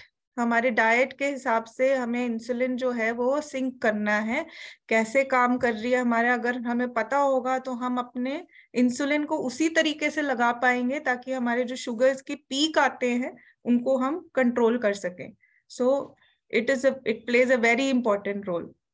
जिनको पता होता है कि कार्बोहाइड्रेट्स का रोल क्या है शुगर को बढ़ाने में या शुगर को मैनेज करने में, कार्बोहाइड्रेट फ्री डाइट क्या होती है, तो then it becomes very easy for them. I think उनका हो गया है login. Thank you, ma'am. Thank you for coming up. I'm so sorry for the network. It's a little unpredictable. So, yeah. Ji ma'am. हाँ जी। तो अगर बच्चा underweight है तो हम कैलोरीज को बढ़ा सकते हैं। बच्चा ओबीस है तो हम कैलोरीज को रिस्ट्रिक्ट करेंगे। अगर बच्चे के यूरिन में माइक्रो एल्ब्यूमिन की मात्रा ज्यादा आ रही है तो हम प्रोटीन को रिस्ट्रिक्ट कर सकते हैं। अगर बच्चा या एडल्ट एडोलेसेंट जो अगर किसी को ब्लड प्रेशर की तकलीफ एसोसिएटेड है तो हम सॉल्ट रिस्ट्रिक्शन कर सकते हैं। अगर कोलेस्ट्रॉल बढ़ रहा है तो हम फैट्स को कम कर सकते हैं। अगर एसोसिएटेड सीलियाक डिजीज है किसी बच्चे को तो हम उन्हें ग्लूटेन फ्री डाइट दे सकते हैं। किसी को थायराइड है तो हम हाई फाइबर लो फैट अच्छे लाइफस्टाइल चेंजेस कर सकते हैं। तो यानी कि कॉम्प्रिहेंसिव और कस्टमाइज्ड डाइट प्लान हमें देना बहुत पॉसिबल है according to the medical condition. And this was what I was talking about कि रैपिड एक्टिंग इंसुलिन में किस तरीके का इंसुलिन प्रोफाइल होता है और उसको फूड को मैच करना, और रेगुलर इंसुलिन में थोड़ा सा जो उसका ग्लूकोज इंसुलिन का प्रोफाइल है वो थोड़ा डिलेड होता है as compare to rapid acting. Balance diet पे ध्यान रखना है, कुछ सिंपल चीजें ध्यान रखनी है, जैसे ये प्लेट मेथड। हमारी थाली का 1/4 हिस्सा प्रोटीन होना चाहिए, थाली का 1/4 हिस्सा अनाज, साबुत अनाज, मोटा अनाज होना चाहिए, और थाली का आधा हिस्सा सलाद सब्जी यानी फाइबर से भरपूर होना चाहिए। ये हमारे आईसीएमआर का भी प्लेट मेथड है कि हमारे पूरे दिन के खाने में कितना कार्बोहाइड्रेट, फैट, प्रोटीन, सब्जियां कैसे एक लेमैन समझ पाए, इस प्लेट के द्वारा समझाया गया है। ये आप आईसीएमआर की वेबसाइट पे कभी भी चेक कर सकते हैं। It is called my plate of the day. और इसमें एक मैं छोटा सा कॉन्सेप्ट बताऊंगी कि अगर मुझे एक बच्चे को 350 कैलोरीज का खाना खिलाना है तो मेरे पास 2 तरीके। देखिए, इस तरफ जो तरीका है उस बच्चे ने 4 रोटी और 1 दाल खा ली, लेकिन इस तरफ जो मैंने मील प्लान दिया उसमें 2 रोटी, 1 कटोरी दाल, सब्जी, सलाद और दही सब कुछ दे दिया, और दोनों में कैलोरी 350-400 ही है। लेकिन इस वाले में मैंने डाइट को डाइवर्सिफाई करा, मतलब अलग अलग फूड ग्रुप्स इंक्लूड करे, अलग अलग खाद्य पदार्थ इंक्लूड करे, इससे मुझे फाइबर ज्यादा मिलेगा और शुगर कंट्रोल बेटर आएगा। और अभी मैं एक छोटा सा ये 2 स्लाइड्स इंपॉर्टेंट मैं समझाना चाहूंगी। आप बच्चों को अनम्यूट कर सकते हैं अनिल जी? जी मैम। जस्ट फॉर 1 मिनट, है ना? तो आप सारे बच्चे एक बार अपने रूम में देखकर बताएंगे कि आपके रूम में कितने सर्कल्स हैं। देख आसपास देखो क्या क्या चीजें गोल है, एक बार बताओ।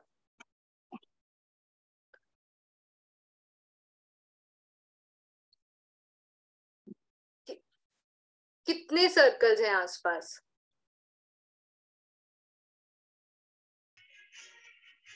10 in my room.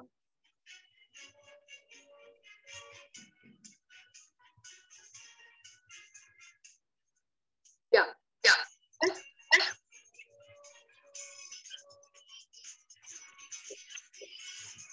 Containers in my room, containers के जो कैप है वो सर्कल है सारे। तो आप सबने देखा कितने सर्कल्स हैं, राइट? अब हम इसको समझते हैं। अब देखो जो मेरा 24 घंटे का डाइट रिकॉल होता है। Thank you. अब म्यूट कर दीजिए अनिल जी। चलिए मैम आप अपने आप को अनम्यूट कर लीजिएगा। हाँ अच्छा यार,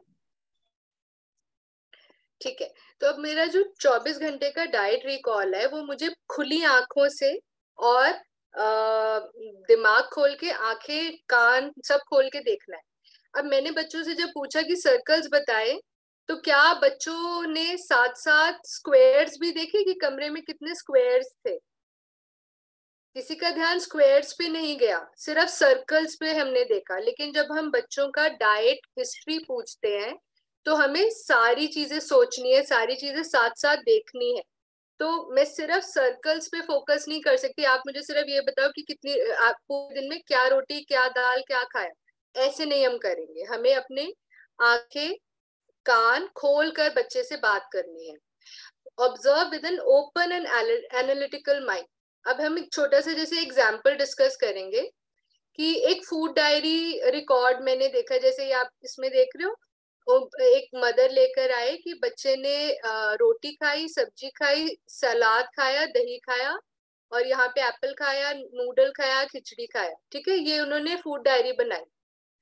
ये भी फूड डायरी का ये एग्जाम्पल है।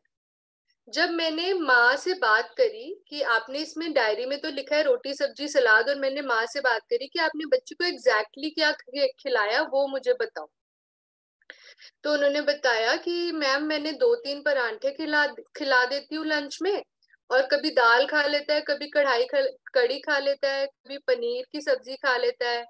सलाद में 1-2 पीस बच्चा गाजर और 1-2 पीस मूली और थोड़ा सा प्याज खा लेता है। अब मैंने इसमें कैलकुलेट करा कि इसके बच्चे के मील में कितने कार्बोहाइड्रेट्स हैं। कार्बोहाइड्रेट गिनने की टेक्निक हम आपको नेक्स्ट टाइम बताएंगे, बट इसमें 125 ग्राम कार्बोहाइड्रेट है। ठीक है, अब मैंने क्या एडवाइस किया था उसको देखते हैं, जो मैंने डाइट चार्ट पे लिख के दिया था। मैंने लिखा था 2 रोटी, हरी सब्जी और फाइबर वाली कुक्ड वेजिटेबल, 1 कटोरी दही और हरा सलाद। अगर आप देखो तो इसमें जो कार्बोहाइड्रेट्स हैं वो है 40 ग्राम। तो आप देखो 125 ग्राम और 40 ग्राम में कितना ज्यादा कार्बोहाइड्रेट्स का फर्क हो गया, सिर्फ एक मतलब इनकम्प्लीट फूड डायरी लिखने से। उन्होंने लिखा रोटी, सब्जी, सलाद। मैंने जल्दी जल्दी में देखूं तो मैं कहूंगी हाँ बच्चा तो एकदम बैलेंस डाइट खा रहा है, लेकिन हमें पूछना पड़ेगा कि क्या खा रहे हो, कितना खा रहे हो, पूरी क्वांटिटी लिख के लाओ, है ना? तो इससे हमें पता चला power of deep listening, power of asking the right questions. हमें जब हमारे पास पेशेंट्स आते हैं हम उनसे राइट सवाल पूछें। Understanding without judgement. अगर वो कह रहे मैंने 2 रोटी के बजाय 3 पराठा खा लिया, क्योंकि उनको इतनी ही अंडरस्टैंडिंग है कि मैम बच्चा ना रोटी के बजाय पराठा आराम से खा लेता है, लेकिन वो ये आप भूल जाते कि पराठे में अनाज की मात्रा रोटी से डबल होती है। तो ये जब आप काउंसलिंग्स में बार बार आएंगे तो आपको ये चीजों का समझ आएगा। तो हमें अच्छे से डीप लिसनिंग और आराम से आपकी बात सुननी है, ये हमारा काम है। एक और तरह का एग्जाम्पल, जैसे डाइटिशियन ने पूछा कि आपका बच्चा शाम का स्नैक कितने बजे खाता है। फादर ने बोला मैम ट्यूशन से वापस आने के बाद खाता है। डाइटिशियन ने पूछा कितने बजे। फादर ने कहा मैम 7:30 8 बजे खा लेता है। मैम मेरा जो बच्चा है ट्यूशन 4 बजे चला जाता है और 7:30 बजे वापस आता है, और कभी कभी उसको ट्यूशन में लो शुगर हो जाती है, तो जैसे ही वो घर आता है हम उसको फटाफट स्नैक्स दे देते हैं। ठीक है, अब मेरा डाइटिशियन का नेक्स्ट डायलॉग कि डिनर कितने बजे होता है। मदर ने कहा मैम 9 बजे। मैम आपने डिनर 9 बजे तक करने को कहा था, तो हम डिनर 9 बजे कर लेते हैं। अब आस्किंग द राइट क्वेश्चंस, अगर हम यहाँ पे सही चीज पूछें तो हमें एक बहुत बड़े ब्लंडर के बारे में पता चलता है। इसको हम थोड़ा सा समझेंगे कि बच्चे ने 2 बजे लंच करा, उसके बाद बच्चा ट्यूशन चला गया। ट्यूशन में उसको जो 4-5 बजे वाला स्नैक मैंने जो लिखा था वो नहीं खा पाता ट्यूशन की वजह से, और उसको हाइपोज होते हैं इन ट्यूशन काफी बार, जो कि बच्चे की माँ ने बताया, फादर ने बताया। जब बच्चा घर वापस आता है तो उसको हाइपो में पेरेंट्स क्या करते हैं, हाइपो करेक्शन देने के बजाय उसको इवनिंग स्नैक्स दे देते हैं, जैसे स्प्राउट्स, दूध, पनीर, मखाना। यानी कि हमने हाइपो को गलत करेक्ट करा, जिसकी वजह से हाइपोग्लाइसीमिया और ज्यादा देर तक हो गया। अब 30-40 मिनट बाद डिनर का टाइम हो गया, तो बच्चे को लो शुगर में बिना शुगर चेक किए आपने फिर से इंसुलिन दे दी, डिनर की इंसुलिन, और डिनर के बाद फिर से हाइपोग्लाइसीमिया हो गया। अनदर करेक्शन, अब फिर से हमें बच्चे को हाइपोग्लाइसीमिया को ट्रीटमेंट करना पड़ा। तो ये जो हाई लो रोलर कोस्टर बन गया, वो क्यों हो रहा है? क्योंकि हमने एक इंस्ट्रक्शन को आधा सुना और उसको हम ठीक से इम्प्लीमेंट नहीं कर पा रहे। तो जब ये रोलर कोस्टर बार बार दिन में कई बार और हर दिन होता है, तो आप लोगों का हमारी बात पर से ट्रस्ट उठ जाता है। डॉक्टर्स, डायबिटीज एजुकेटर्स की बात आपको ऐसे लगता है वो गलत कह रहे हैं, एंड हमें भी कभी समझ नहीं आता कि हो क्या रहा है। सो हमें बेसिक्स पे आ जाना है कि हमें डाइट प्लान का टाइमिंग फॉलो करना है, हाइपो कैसे करेक्ट होता है उसको फॉलो करना है, बच्चे के लाइफस्टाइल, हॉलीडे का प्लान, स्कूल के रूटीन, ट्यूशन के रूटीन को डिस्कस करना है। Right, so this is a scenario कि कहाँ पे हमसे गड़बड़ और हम किस चीज को नहीं बता पाते। So this is what discussion with the doctor. अब ये सारी चीजें जब हम अपने डॉक्टर्स की टीम के साथ डिस्कस करते हैं तो हम साथ में मिलके आपका प्लान करते हैं, which is a balancing act. Anil ji, how much time do we have? I have Time is already done, so we can take 10 minutes for our panelists. Then we have questions also. Sure. Right. It was very good going session, ma'am. हम तो stop करना नहीं चाहते because there's a lot of things. I think carbohydrate का तो पूरा subject ही बचा हुआ है जो हमें पूरा लेना है. जी. So obviously, ma'am. So if there is any important thing, ma'am, you can end with that also. Yes, Jasmine, ma'am. आपके कुछ इम्पोर्टेंट पॉइंट है, देन प्लीज शो करें, हम पैनलिस्ट को ले लेते हैं। एक हम थोड़े से चैलेंजेस जो है हाइपोग्लाइसीमिया के चैलेंजेस होते हैं बच्चों को, कि हाइपोग्लाइसीमिया को कैसे प्रिवेंट करना है, और एक्सरसाइज और एक्टिविटी के टाइम आपने हाइपोग्लाइसीमिया का कैसे ध्यान रखना है। कई बार बहुत इंटेंस एक्टिविटी होने की वजह से मिडनाइट हाइपोग्लाइसीमिया बहुत प्रोलॉन्ग देर तक रहता है, उसके लिए what can we do, that is something important. और स्कूल के बारे में हमें थोड़ा सा समझना है कि स्कूल में जो बच्चों की मील्स हैं उसमें काफी चैलेंजिंग होता है, बिकॉज बच्चों का जो मील टाइमिंग है और टिफिन का टाइमिंग है वो इतना मतलब बच्चों के डायबिटीज मैनेजमेंट के लिए बहुत इनएप्रोप्रिएट हो जाता है। मैं इसका एक छोटा सा एग्जांपल दूंगी।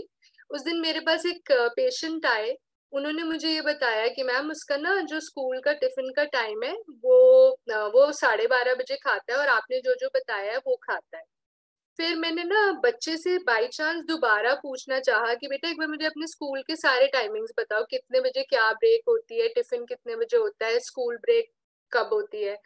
तो बच्चे ने फिर मुझे बोला मैम मेरी टिफिन ब्रेक 10:30 बजे होती है। फिर मैंने मदर से पूछा आपने तो कहा वो 12:30 टिफिन खाता है।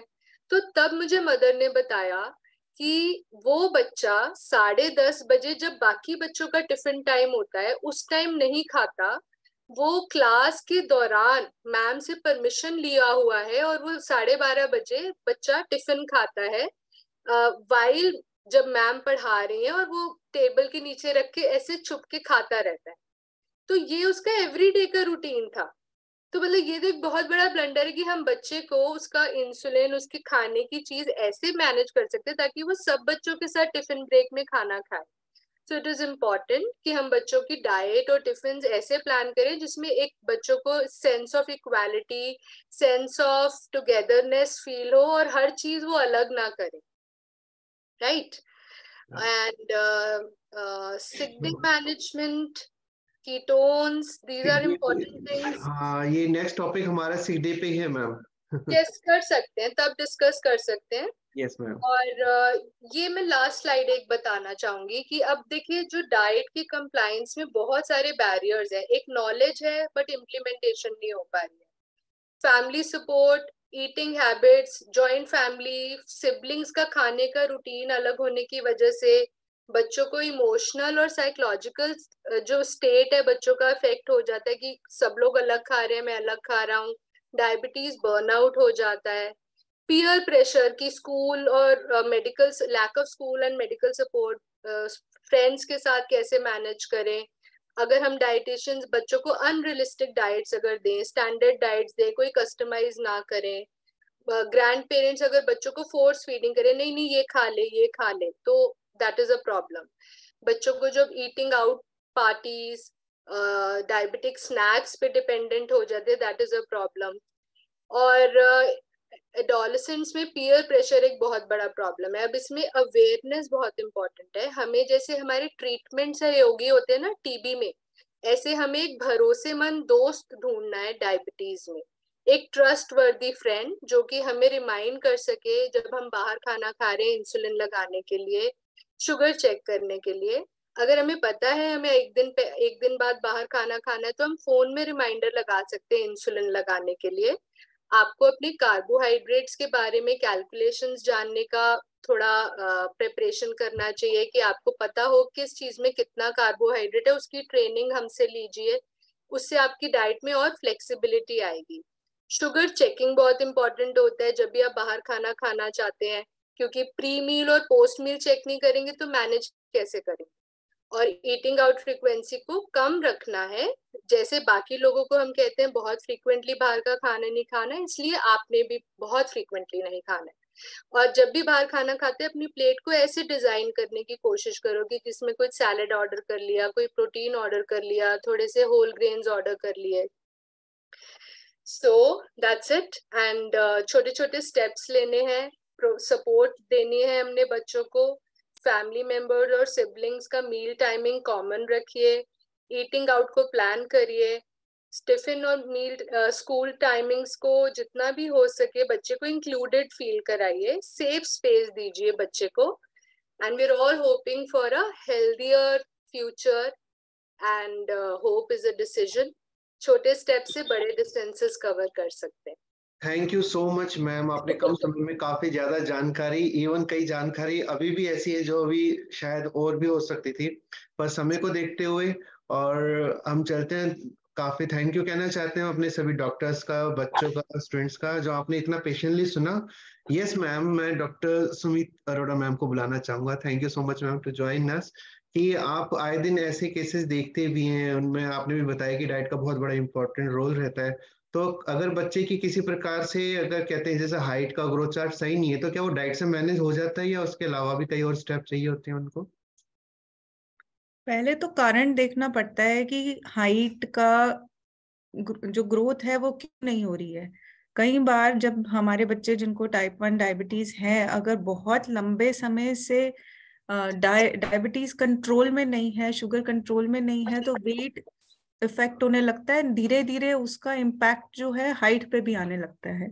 बट इसमें हमें और भी चीजें ध्यान रखनी है कि जब हमें डायबिटीज, टाइप 1 डायबिटीज है, रिस्क ऑफ सीलियक डिजीज बढ़ जाता है, रिस्क ऑफ थायराइड की कंडीशंस बढ़ जाती हैं।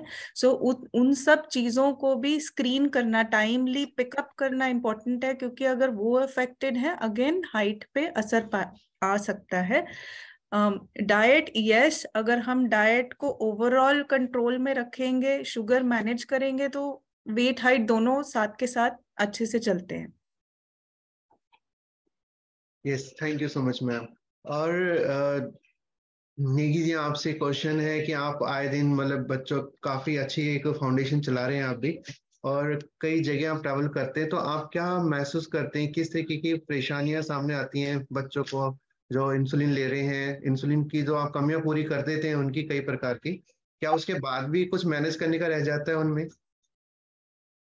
Thank you so much Anil ji for inviting me, इतने प्रोमिनेंट पैनलिस्ट के साथ में आपने मुझे इनवाइट किया। तो यस, डेफिनेटली आप देखिए, हम समाज के डिफरेंट वर्गों के साथ में अगर डील करते हैं तो सबका इकोनॉमिक कंडीशंस अलग हैं, सबकी एजुकेशनल लेवल, अवेयरनेस लेवल, वो सबका डिफरेंट रहता है। और डेफिनेटली कल्चरल लेवल, किसका कल्चरल बैकग्राउंड क्या है, वो क्या प्रैक्टिसेस फॉलो करते हैं ईटिंग मील्स में, तो वो बहुत इंपॉर्टेंट होता है।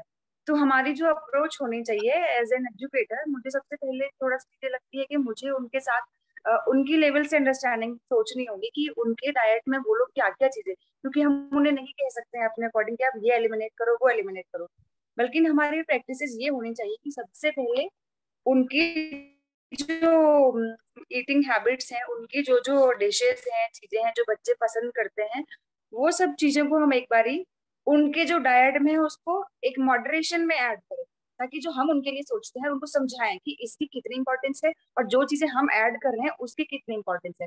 तो ये सिर्फ बच्चों के लिए ही नहीं, मैं समझती हूँ डायबिटीज मैनेजमेंट सिर्फ एक अभियान है, इस अभियान में पूरा परिवार साथ में होना चाहिए। तो सिर्फ एक बच्चे की ही डाइट में चेंजेस नहीं लाने चाहिए, बल्कि पूरे परिवार की, क्योंकि मैं नहीं समझती हूँ कोई भी डाइट डायबिटीज स्पेशल डाइट है। जो मॉडरेशन में हम सब कुछ खा रहे हैं वो एक नॉर्मल इंसान को भी हेल्दी रहने के लिए वही फॉलो करना चाहिए। तो फैमिलीज को वो सारे बदलाव सबसे पहले पारिवारिक लेवल में लाना, तभी ये चीज थोड़ा सा बच्चे के लिए भी एक्सेप्ट करना इजी होता है और वो इसको पॉजिटिवली लेता है, वो इग्नोरेंट नहीं फील करता है। तो thank you Anil ji. Back ma'am, एक छोटी सी क्वेश्चन अभी अभी नेगी से निकला है। जैसे नेगी जी ने कहा कि हमें डाइट पे मतलब सभी के लिए एक जैसी डाइट होनी चाहिए, है ना, और आपने डॉक्टर जासमीन जी ने बताया कि अगर एक बच्चा सिर्फ 4 रोटी खाता है, दाल खा लेता है, और तो उसको वो कैसे डिफाइन करते हैं कि अलग अलग तरीके से कम कार्बोहाइड्रेट या कम कैलोरीज में उसको कितनी अच्छी डाइट दे सकते हैं। और जैसे आप डॉक्टर सुमित जी, आप देखते हैं कई पेशेंट शायद ऐसे भी आते हैं आपके पास जो फाइनेंशियली थोड़े से पुअर होते हैं, आप उनको एक अच्छी डाइट रिकमेंड करना चाहते हैं पर वो ले नहीं पाते, तो वो उसी डाइट में चलते हैं कि 2 रोटी खा ली, 1 सब्जी खा ली। तो क्या वो सफिशिएंट होता है या हमें कुछ करना चाहिए उनके लिए कि वो एक अच्छी डाइट भी ले सकें? तो अगर फाइनेंशियल कंडीशन की बात करें तो हमें जरूरी थोड़ी ना है कि बाहर से कुछ फैंसी चीजें खानी है। हम जो हमारे लोकल प्रोड्यूस हैं, सब्जियां, वही अगर घर पे प्रॉपर तरीके से बना के एक बैलेंस्ड वे में खाएंगे, विच इंक्लूड्स सब्जी, दाल, रोटी एंड थोड़े बहुत फ्रूट्स, तो वो अपने आप वो बैलेंस आ जाता है। हमें कुछ और उसका फैंसी तरीके से कुछ करने की जरूरत नहीं है। जो घर में बन रहा है उसी तरीके से खाया जाए। उसमें जस्ट ये रहता है कि majority of the Indian diet में 60% कार्बोहाइड्रेट्स जो है होते हैं, और वो काफी ज्यादा अमाउंट में हो जाते हैं। हमें जस्ट अपनी जो वेजिटेबल इंटेक है वो बढ़ानी है, फाइबर इंटेक बढ़ाना है, तो ऑटोमेटिकली बैलेंस काफी तरीके से आ ही जाएगा। और एक चीज मैं जरूर पॉइंट करना चाहूंगी, जैसे जैस्मिन जी ने भी मैम ने भी बोला है, क्या होता है कि जब हम पूछते हैं ना कि सब्जी आप खा रहे हो कि नहीं, वो बोलते तो हैं हम सब्जी खा रहे हैं, तो उनसे पूछो क्या सब्जी खा रहे हो, तो दाल निकलती है, राजमा निकलते हैं, पनीर निकलते हैं, तो दैट इज नॉट सब्जी ना, वो तो पल्सेस हो गए, वो फिर पनीर डेयरी हो गया। तो हमें सब्जी मीन्स लाइक वो जो वेजिटेबल ए की बात कर रहे, green leafy vegetables that we are talking about, उसकी क्वांटिटी जब हम बढ़ाते हैं तो अपने आप बैलेंस आ जाता है। वेरी नाइस डॉक्टर जैस्मिन जी, ये जो वेजिटेबल्स होती है, मतलब जैसे सब्जियां बना लेते हैं और जो खाली स्टीम करके खाते हैं, या कुछ सब्जियां डायरेक्ट रॉ में भी खा लेते हैं, तो न्यूट्रिशन का क्या डिफरेंट हो जाता है तीनों में? नहीं, देखिए, अगर आप वेजिटेबल्स को जितना कम कुक करें उनकी न्यूट्रिएंट वैल्यू बेटर रहती है। सो सैलेड्स को रॉ खाना चाहिए, एंड कुक वेजिटेबल्स में भी यू शुड ट्राई कि उनको इतना ही कुक करें जिससे उनकी न्यूट्रिएंट वैल्यू लॉस ना हो। तो ओवर कुक नहीं करें, steam, pressure cook, is light saute, deep fried should be avoided. All these things we have to remember ताकि nutrient quality of the vegetable is also maintained. और ma'am ने बहुत important ये बात एम्फसाइज करी कि प्लीज प्लीज जब आप अपने वेजिटेबल्स बोलते हैं, कढ़ी, सोयाबीन, आलू की सब्जी, dal is not vegetable. Vegetable is green leafy vegetables and cruciferous vegetables, जो कि लौकी, तोरी, टिंडा, खीरा ये होते हैं. तो इन वेजिटेबल्स को बढ़ाइए. ग्रेट मैम, एक क्वेश्चन आया हुआ है बच्चे का कि एग योक खाना चाहिए या नहीं? क्या चीज? एग योक होता है, एग का जी. कई तो जगह हैं जो यूज नहीं करते, कई खाते हैं, वही मैम कुछ बच्चे जानना चाहते हैं. सो डिपेंड्स ऑन कि अगर बच्चे की लिपिड प्रोफाइल नॉर्मल है तो डेफिनेटली खा सकते हैं. इनफैक्ट अगर कोलेस्ट्रॉल ज्यादा भी है तो up to 2 to 3 yogas in a week is recommended. अगर आप एवरीडे अंडा खाते हैं तो आप हफ्ते के 3 दिन पीला भाग खा सकते हैं, बाकी दिन आप सफेद एग वाइट, 2 एग वाइट खा लीजिए. Even 3 egg white is okay. लेकिन कोशिश ये करिए कि अगर बच्चा नॉर्मल ग्रोथ है, कोई कोलेस्ट्रॉल वगैरह ज्यादा नहीं है, तो normal egg is recommended. Ma'am एक क्वेश्चन और आया है, दैट इज रिगार्डिंग कि जैसे हमने देखा है, like I have personally scene कि बहुत बच्चे जिनको विटामिन डी, विटामिन B12 की डेफिशिएंसी रहती है, like for many type 1 kids I have seen this. तो इनके लिए अगर सुमित मैम, जासमीन मैम, रेखा मैम, अगर आप कोई सजेशन देना चाहें तो, like what they can do apart from supplements, like doctor give supplements जो ऐसा होता है डेफिशिएंसी में, लाइक ओरल विटामिन डी और समथिंग, क्योंकि अब जैसे कि अभी जो सेडेंटरी लाइफस्टाइल है, तो अकॉर्डिंगली धूप में तो लाइक आई डोंट नो कोई बच्चा बैठता भी होगा तो for vitamin D. So anything जो डाइट के रिगार्डिंग अगर हम बच्चों को लाइक सजेस्ट कर पाए तो. So if it is about diet, तो विटामिन डी कुछ लिमिटेड फूड्स में होता है, जैसे फिश में, एग योक में.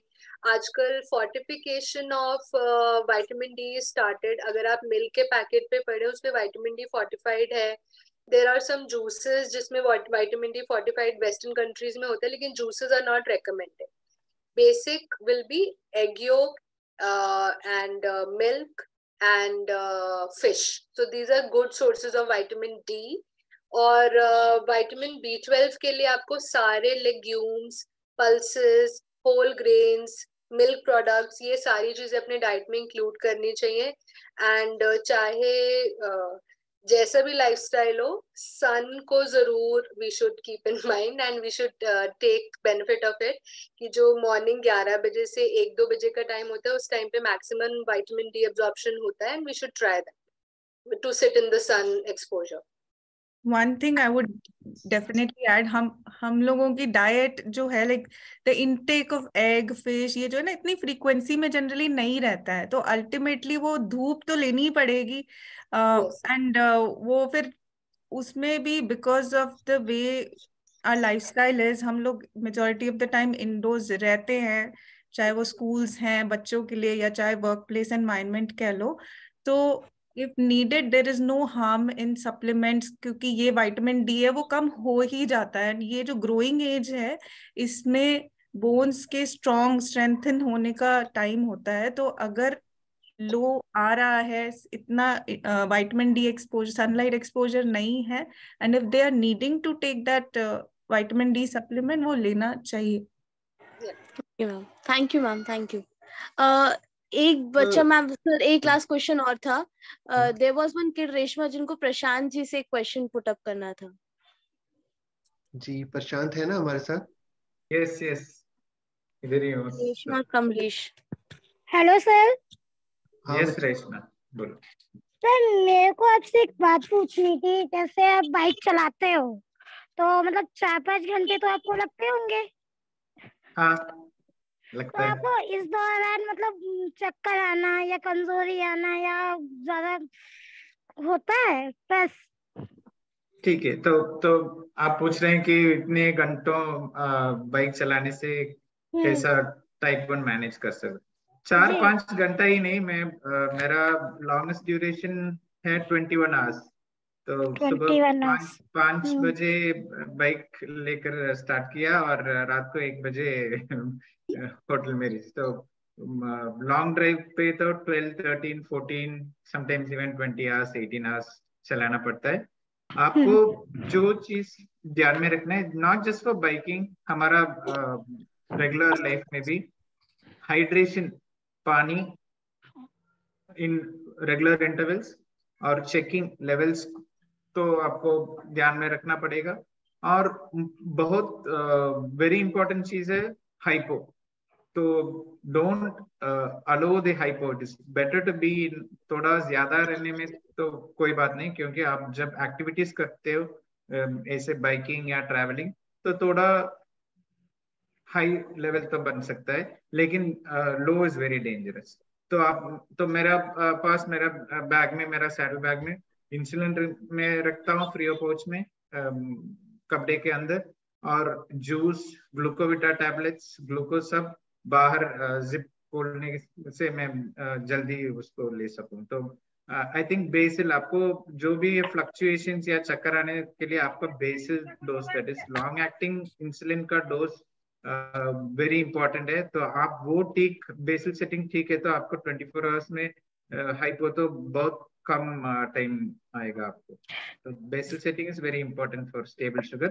और नॉट जस्ट 4-5 घंटे, मेरा 17 दिन का हिमालय एक्सपीडिशन में सिर्फ उसमें तो 6-7 दिन मुझे खाना ही नहीं मिला।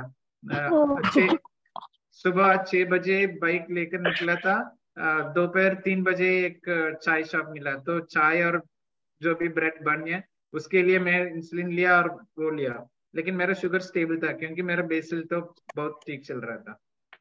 तो सर मतलब कभी आपको ऐसा लगा नहीं कि कुछ रिस्क हो सकता है इतने में? क्योंकि मुझे बहुत होता है सर। ठीक है, रिस्क तो हर किसी को होता है, और T1D के लाइफ में तो हाई लो ऐसे, it is a roller coaster ride, not just motorcycle ride. तो हमको ये सब एक्सपीरियंस है। तो आपको विथ डिस्पाइट द कंडीशन आप ये सब करेंगे तो आपको और ज्यादा अच्छा महसूस होगा। नहीं सर, मेरी मतलब ये है, जैसे मैं कहीं बाहर जाती हूँ, मुझे अगर 3-4 घंटे हो जाए तो मेरी बॉडी कांपने लग जाती है, एक मतलब डर लगने लग जाता है, मुझे कमजोरी हो जाती है, चक्कर आ जाता है, इतना मतलब बहुत ज्यादा होता है। यस मैम, जास्मिन से बताएंगे आप। सो आप कौन जो बोल रहे हैं उनका क्या? Reshma ma'am. Reshma, I think Prashant ji is talking about insulin pump, right? आप इंसुलिन पंप पे हैं? No, I'm on multiple daily injections. So how do you adjust the basal insulin? No, I don't adjust the basal setting, क्योंकि मैं बोल रहा हूँ कि किसी को basal setting is not right. Instead of I was taking 22 units regularly before I knew management, but I needed only 15. So when I was taking 22 frequent lows, so once you do the basal setting properly, that is if it is 15 or 18 or 20, whatever it is, then you don't get low sugar even without food. Like I can experience without food, no problem. Whenever I eat, then I take the rapid for that time, and whenever I go high, of course, correction dose. So once your basal dose is set, you don't get this fluctuation. So that is why for T1 management, I focus and emphasize very much on basal dose setting. So once after few days of basal setting, आपका dose कितना भी है वो आप ठीक से आप fasting भी कर सकते हैं, और जो भी आपका टाइम फ्लेक्सिबिलिटी आप। तो रेशमा, जो प्रशांत सर बता रहे हैं उसमें ना क्या होता है, एक तरह का टेस्ट होता है कि आपकी बेसल इंसुलिन आपके लिए सफिशिएंट है कि नहीं, उसको चेक करने के लिए कुछ घंटों तक खाली पेट रहकर और शुगर इंटरवल्स पे चेक करके देखा जाता है कि सिर्फ बेसल इंसुलिन लेने पे आपकी शुगर्स कहीं डिप तो नहीं होती। वो एक बेसल टेस्ट होता है जो कि मतलब डॉक्टर की एडवाइस से चेक होगा। आप विदाउट एडवाइस, विदाउट ट्रेनिंग इस तरीके से प्रोलॉन्ग 4-5 घंटे का कोई भी एक्सरसाइज करना is not recommended. and it needs proper training, otherwise it is harmful and it can be dangerous. Sir को काफी अच्छा ट्रेनिंग है in biking and cycling and all that, लेकिन अगर आप कुछ भी ऐसा करना चाहें, दिस इज नॉट रिकमेंडेड कि आप 4-5 आवर्स तक आप अगर कमजोरी महसूस करें और आप एक्सरसाइज करते रहे, this is not recommended. Ma'am जैसे मैं कहीं जाती हूँ तो मुझे जाने से पहले ना मैम मुझे यही डर लगता है कि नहीं मतलब चक्कर ना आ जाए या मैं बेहोश ना हो जाऊँ, फिर भूख की वजह से मेरी बॉडी पूरी कांपने लग जाती है। तो आप पहले अपने बेसिक्स को ठीक करो, अपनी फाउंडेशन स्ट्रॉन्ग करोगे तो आप ये बड़े बड़े एक्सपेरिमेंट्स तब कर पाओगे। तो अभी आपको ये ऐसे नहीं करना है कि आपको सही टाइम पे खाना खाना है, मील टाइमिंग्स का ध्यान रखना है। यस डॉक्टर सुमित जी, आप कुछ कहना चाहेंगे इस पे? मैं ये कहना चाहूंगी रेशमा जी, आप बच्चे आपको पहले तो अपने डॉक्टर से जाके वापस मिलना पड़ेगा, क्योंकि अगर ऐसा कुछ हो रहा है तो इसको इग्नोर नहीं करो आप, तो just go and meet with them and then उसके बाद पहले इसको फटाफट फिक्स कराओ, थोड़ी सी अपनी अंडरस्टैंडिंग बढ़ाओ कि ऐसा क्यों हो रहा है, आप क्या चेंजेस लेके आ सकते हो, आपकी जो लॉन्ग एक्टिंग वाला इंसुलिन है वो ज्यादा डोज पे है, या जो आप जो शॉर्ट एक्टिंग लेते हो खाने वाला इंसुलिन है उसमें कोई दिक्कत तो नहीं है। तो ये सारी चीजें आप पहले इसको क्लियर कराओ अपने डॉक्टर के पास जाके फटाफट से, अभी वेट भी नहीं करना चाहिए आपको। फिर उसके बाद आगे की बात फिर आपको ट्रेनिंग लेनी होगी, लेकिन पहले तो इसको फिक्स करेंगे ना। जी ma'am. Ma'am I also want to add one thing. Reshma, हम लोगों के जो डायबिटीज जर्नी है, डायबिटीज में जो एक्सपीरियंसेस हैं, सबकी बॉडी डिफरेंट रिएक्ट करती है, ठीक है? तो ऐसा नहीं है कि जो प्रशांत के लिए वर्क किया है वो जरूरी है आपके लिए भी वर्क करो, नहीं। वो प्रशांत तभी मैनेज कर पाए हैं जब उन्होंने बहुत सालों तक पहले ट्रायल एंड टेस्ट किए हैं, अपनी बॉडी को, अपने बॉडी के रिस्पॉन्सेस को बहुत अच्छे से समझा है। तो अब आप वही कीजिएगा। सबसे पहले आप जैसे बोल रही हैं कि बाहर निकलने से पहले डर लगता है, तो हमारे पास सबसे अच्छा तरीका क्या होता है कि कहीं भी हम जा रहे हैं तो सबसे पहले मेक श्योर अपना ब्लड शुगर चेक कीजिए। इफ इट इज तो आपको ठीक है, देखो क्या नेगी जी आप म्यूट हो गए हैं आप। हेलो नेगी, रेखा नेगी जी आप म्यूट हैं। अभी तो हमेशा कर। Hello, am I audible? Yes ma'am. Sorry. So Reshma, आपको क्या करना है, सबसे बेहतर तरीका होता है अपने आप को जानने का, पहचानने का। जब भी बॉडी से थोड़ा सा डिफरेंट फीलिंग्स आए, आप अपना शुगर चेक करो, ताकि आप श्योर हो जाओ कि मुझे ऐसी फीलिंग्स तब आती हैं जब मेरा शुगर लेवल ऐसे फ्लक्चुएट होता है, कुछ प्रॉब्लम होती है। तो अपनी सब मॉनिटरिंग करते हैं तो हम कॉन्फिडेंट होते हैं बाहर निकलने के लिए, ठीक है? अगर कुछ करेक्शन की जरूरत होती है, कुछ कार्ब्स खाने की जरूरत है या कुछ इंसुलिन लेने की जरूरत है, तो ये एक्शन करके हम श्योर हो जाते हैं। फर्दर आगे के लिए भी किसी भी एक्टिविटी में, ड्राइविंग हम सब करते हैं, बट रूल वही होता है कि अपने आप को अच्छे से समझो, अपनी जो एजुकेशन है, फाउंडेशन है, डायबिटिक एजुकेशन बहुत अच्छे से समझो, और डेफिनेटली डॉक्टर के साथ पहले डिस्कस कीजिए। चलिए, जैसे डॉक्टर जासमीन जी ने कहा कि एक दोस्त होना चाहिए, और हमें एक बहुत गिफ्टेड दोस्त हैं जो सभी टाइप 1 वालों को मिले हुए हैं। वो एक सबसे अच्छे जो सबसे अच्छे नजदीक के जो हमें जानने वाले दोस्त हैं वो है हमारे डॉक्टर्स, उसके बाद हमारे डाइटिशियन और डायबिटीज एजुकेटर। ये 3 दोस्त हैं जो सभी को गिफ्ट में मिले हुए हैं। इनके साथ सब कुछ शेयर करना चाहिए, कुछ नहीं छुपाना चाहिए, और जैसी भी परिस्थिति हो वो आपको अच्छे तरीके से गाइड करेंगे। तो छवि, आप यहाँ पर हैं तो हम चलते हैं, रचना जी को कॉल करते हैं। Yes sir.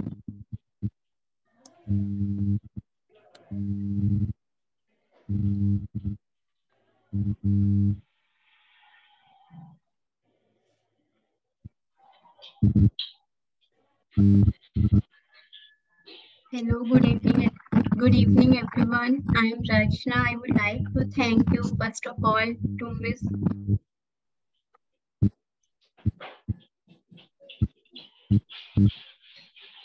Jasmine Kaur Ahuja We learn and enjoy very much. Your session was so informative. Thank you so much for being with us. आपने जो हमें सिखाया वो पॉइंट्स मेरे को बहुत अच्छे लगे, जैसे आपने अपनी नॉर्मल लाइफ के हमें अपनी डाइट को कैसे बैलेंस करना है, ABCD ऑफ न्यूट्रिशन क्या है, वो कैसे हमें कवर करना है। आपका सेशन इतना अच्छा था, अभी मेरा मन था कि अभी हम और आपको सुने, और जो आपकी स्लाइड मिस हो गया उनके लिए तो मैं बहुत ही क्यूरियसली वेट कर रही हूँ कि क्या हमने मिस कर दिया। Please share your PPT with us, it was very nice.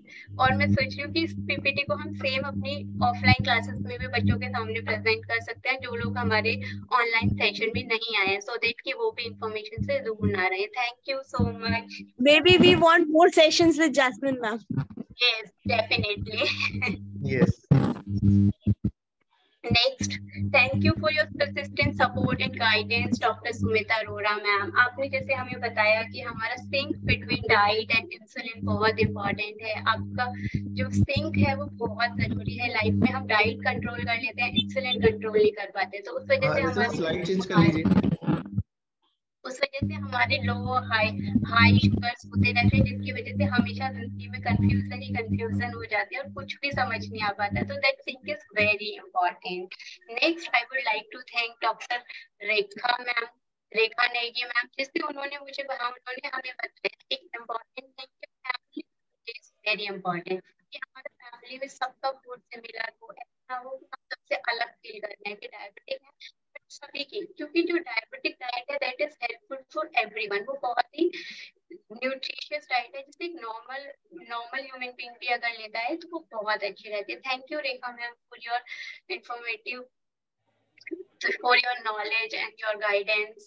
Once again, I would like to say thank to our hero of T1 meet, that is Mr. Prashant Mani जी। उनका जो प्रैक्टिकल इंसाइट था, जो उन्होंने अपनी practical life के बारे में बताया, दैट इज वेरी नाइस। जैसे उन्होंने हमें बताया, उनका भी बहुत ही अच्छा सेशन था, जैसे हम और सुनना चाहेंगे उनके एक्सपीडिशंस, जिनकी डिटेल्स हमें जानने के लिए अभी क्यूरियोसिटी हमारे अंदर है कि उन्होंने कैसे इतने लॉन्ग आवर्स कवर करे, कहाँ कहाँ। और मुझे एक उनकी बहुत अच्छी बात लगी कि जहाँ पर ऑक्सीजन लेवल बहुत कम हो जाते हैं वहां पर भी उन्होंने अपने आप को मैनेज करा। तो दैट इज वेरी इंपॉर्टेंट। हम सोचते हैं कि वी आर डायबिटिक, हम ऐसे नहीं जा सकते, लद्दाख नहीं जा सकते, यहाँ नहीं जा सकते, तो वो बहुत अच्छा लगा कि हम किसी से कम नहीं है। We are like a normal human being, even we are better than normal people, क्योंकि जहाँ पे ऑक्सीजन लेवल कम होते हैं वहां तो नॉर्मल ह्यूमन बींग्स की भी हालत खराब हो जाती है। Thank you so much sir. Next, our organizers Dr. Anju Virmani ma'am and Anil sir, thank you so much for being with us, always holding our hands, for guiding us, supporting us in every way. Thank you so much for building a better human beings. Thank you sir, thank you so much. Thank you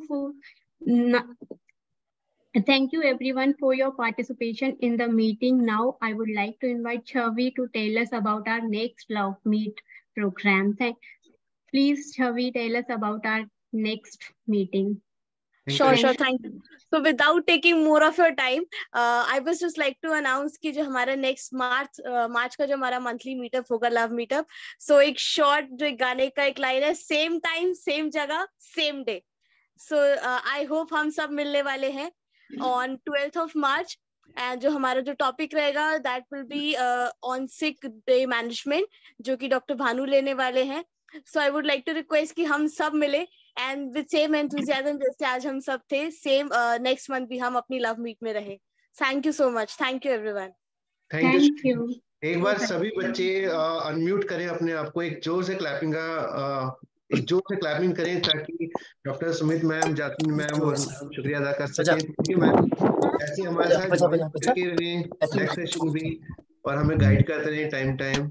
और आपका बहुत बहुत शुक्रिया, आप हमें join करते हैं और हमें वक्त देते हैं अपना। Thank you ma'am. Thank you ma'am. Thank you ma'am. Thank you ma'am. Thank you. Happy Valentine's Day to all children. Thank you ma'am. Thank you ma'am. Thank you ma'am. Money की तरह से ताइवान जोड़ रहे हैं, एक India को पूरी तरीके से ताइवान के साथ जोड़ रहे हैं, ताकि कहीं पर किसी की भी कैसी भी हेल्प हो सके, सपोर्ट हो सके, हम उसको आगे जाके करें। Thank you Mani. Thank you so much. Thank you everyone. Thank you Rachna. Bye, ma'am. Thank you, sir. Thank you, ma'am. Thank you Sam and lot of thanks to Dr. Ajvirmani ma'am। Thank you, वो अपने sir. Time से चले गए। Thank you, sir. Thank you बच्चे। Thank you.